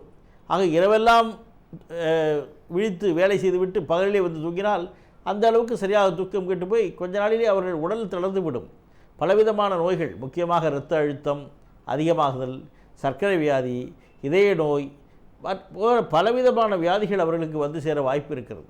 அதுதான் அந்த காலத்திலேயெல்லாம் 45, 50 வயதிலே வர வேண்டிய உயர் இரத்த அழுத்தம், இந்த பிபி என்று ஹை பிபி என்று சொல்வார்கள், அதெல்லாம் இப்பொழுது 30, 32 வயசிலேயே வந்து விடுகிறது இவர்களுக்கெல்லாம். காரணம், இயற்கைக்கு எதிராக இவர்கள் நீச்சல் போடுகிறார்கள். அது என்றைக்கும் ஒத்து வராதது ஒன்று. ஆக செய்ய வேண்டிய காரியத்தை செய்ய வேண்டிய நேரத்தில் செய்ய வேண்டும், அது மிக அவசியம். தூக்கம் கெடுவது பல விதத்திலே பலவிதமான பிரச்சனைகளை உண்டாக்கும். சில பேருக்கு தூக்கம் இல்லாமை என்பது 2-3 வகைப்படும். ஒன்று, சில பேருக்கு படுத்தவனே தூக்கம் வராமல் 2-3 மணி நேரம் புரண்டு படுத்துக்கொண்டு 3 மணி நேரம் கழித்தான் தூக்கம் வருகிறது என்பார்கள். சில பேர் உடனே தூங்கி விடுவார்கள், ஆனால் 2 மணிக்கு ஒரு முறை முடித்து பார்த்து கொண்டு திருப்பி தூங்குவார்கள், இன்ஸ்டால்மெண்ட்டிலே தூங்குவார்கள். மூன்றாவது பார்த்தால் படுத்தோடனே 10 மணிக்கு தூங்கி விடுவார்கள், ஆனால் விடியற்காலை 2-3 மணிக்கெல்லாம் விழுந்துவிட்டு தூக்கம் வராமல் அவசியப்படுவார்கள். இதுதான் மிக கொடுமையான தூக்கமின்மைக்காக. பெரும்பாலான மனச்சோர்வு உடையவர்கள், மனப்பதற்றம் உடையவர்கள் அல்லது வேறு மனநோய் பாதிக்கப்பட்டவர்கள் அந்த விடியற்காலை தூக்க நேரத்திலே தான் அவர்களுக்கு பிரச்சனைகள் அதிகமாகி அவர்களுக்கு இந்த எதிர்மறை எண்ணங்கள் உண்டாகி ஏன் இருக்க வேண்டும் என்கிற எண்ணம், கவலையெல்லாம் வந்துவிடும். ஆக தூக்கத்திலே பலவிதம் உண்டு. திடீரென்று நைட் மேர் என்று சொல்வார்கள். அதாவது இரவிலே திடீரென்று கனவின் காரணமாக திடுக்கிட்டு எழுந்து பயந்து போய் படபடபட அடித்துக்கொண்டு கொஞ்ச நாள் கழித்து திருப்பி தூங்கி விடுவார்கள். சில பேருக்கு திடுக்கி எழுப்பார்கள், ஆனால் அவர்கள் இருப்பது அவர்களுக்கே தெரியாது. காலையில் கேட்டால் நான் எதிர்க்கவில்லை என்று சொல்வார்கள். சில பேர் தூக்கத்திலே நடப்பார்கள், 2-3 கிலோமீட்டர்களெல்லாம் நடக்கிறவர்களெல்லாம் இருப்பார்கள். ஒன்றும் இடித்துக்கொள்ளாமல் தடுத்துக்கொள்ளாமல், ஆனால் அவர்களுக்கு சுத்தமாக அது நினைவு இருக்காது. சோம்னாம்புலிசம் என்று சொல்வார்கள். அதை இது தூக்கத்திலே நடக்கிற வியாதி. இதை வைத்து எத்தனையோ சினிமாக்கள் எல்லாம் வந்திருக்கிறது. அதேபோல் தூக்கத்திலே பல்லை கடித்துக்கொண்டு நர என்று கடிப்பார்கள். அது பக்கத்தில் இருக்கிறவங்களுக்கு தான் தெரியும், தூங்கவே முடியாமல் அவசியப்படுவார்கள். சில பேர் தூக்கத்திலே அதிக அளவு குரட்டை விட்டு கொண்டு அதிர்ந்து விடும், கட்டடமே அதிர்ந்துற அளவுக்கு அந்த குரட்டை இருக்கும்.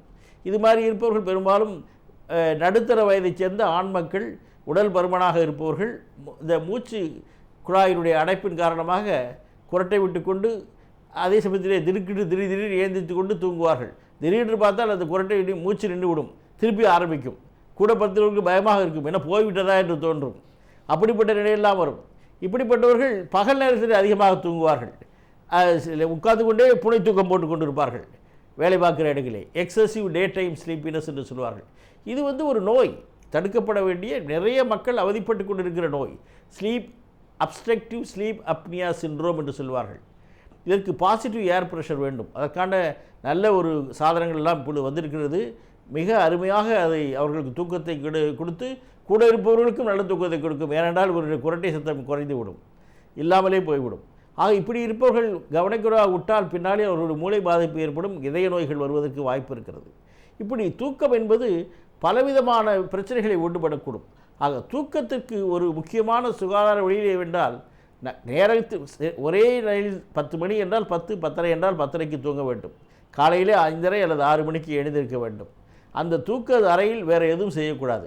அங்கே டிவியை வைத்துக்கொண்டு சத்தமாக கேட்டுக்கொண்டே தூங்கக்கூடாது. அதை அணைக்க மறந்து விடுவார்கள், இரவெல்லாம் கத்தி கொண்டிருக்கும். சில பேர் படுக்கையிலே படுத்துக்கொண்டு தான் படிப்பார்கள். படுக்கையில் உட்கார்ந்து கொண்டு சாப்பிடுகிற பெருமாள்களும் இருக்கிறார்கள். சில நேரத்திலே படுக்கையில் உட்கார்ந்து கொண்டு தான் எல்லா பிரச்சனைகளுக்கும் தீர்வு காணுவார்கள். படுக்கை தூக்கத்துக்கு தவிர மற்ற எல்லாவற்றுக்கும் பயன்படுத்துகிற சில கனவான்களும் இருக்கிறார்கள். படுக்கை என்பது தூங்குவதற்கு மட்டும்தான் என்பதை வருத்தி கொண்டு அந்த ஸ்லீப் ஹைஜீன் என்று சொல்வார்கள். அதேமாதிரி குறைந்தது 4-5 மணி நேரத்துக்கு முன்னாடி காஃபி இவைகளை நிறுத்திவிட வேண்டும். ஆல்கஹால் போன்றவர்கள் அல்லது புகைப்பிடிப்பதை 5-6 மணிக்கு முன்னாடியே நிறுத்திவிட வேண்டும். அப்பொழுதுதான் அந்த தூக்கம் நன்றாக இருக்கும்.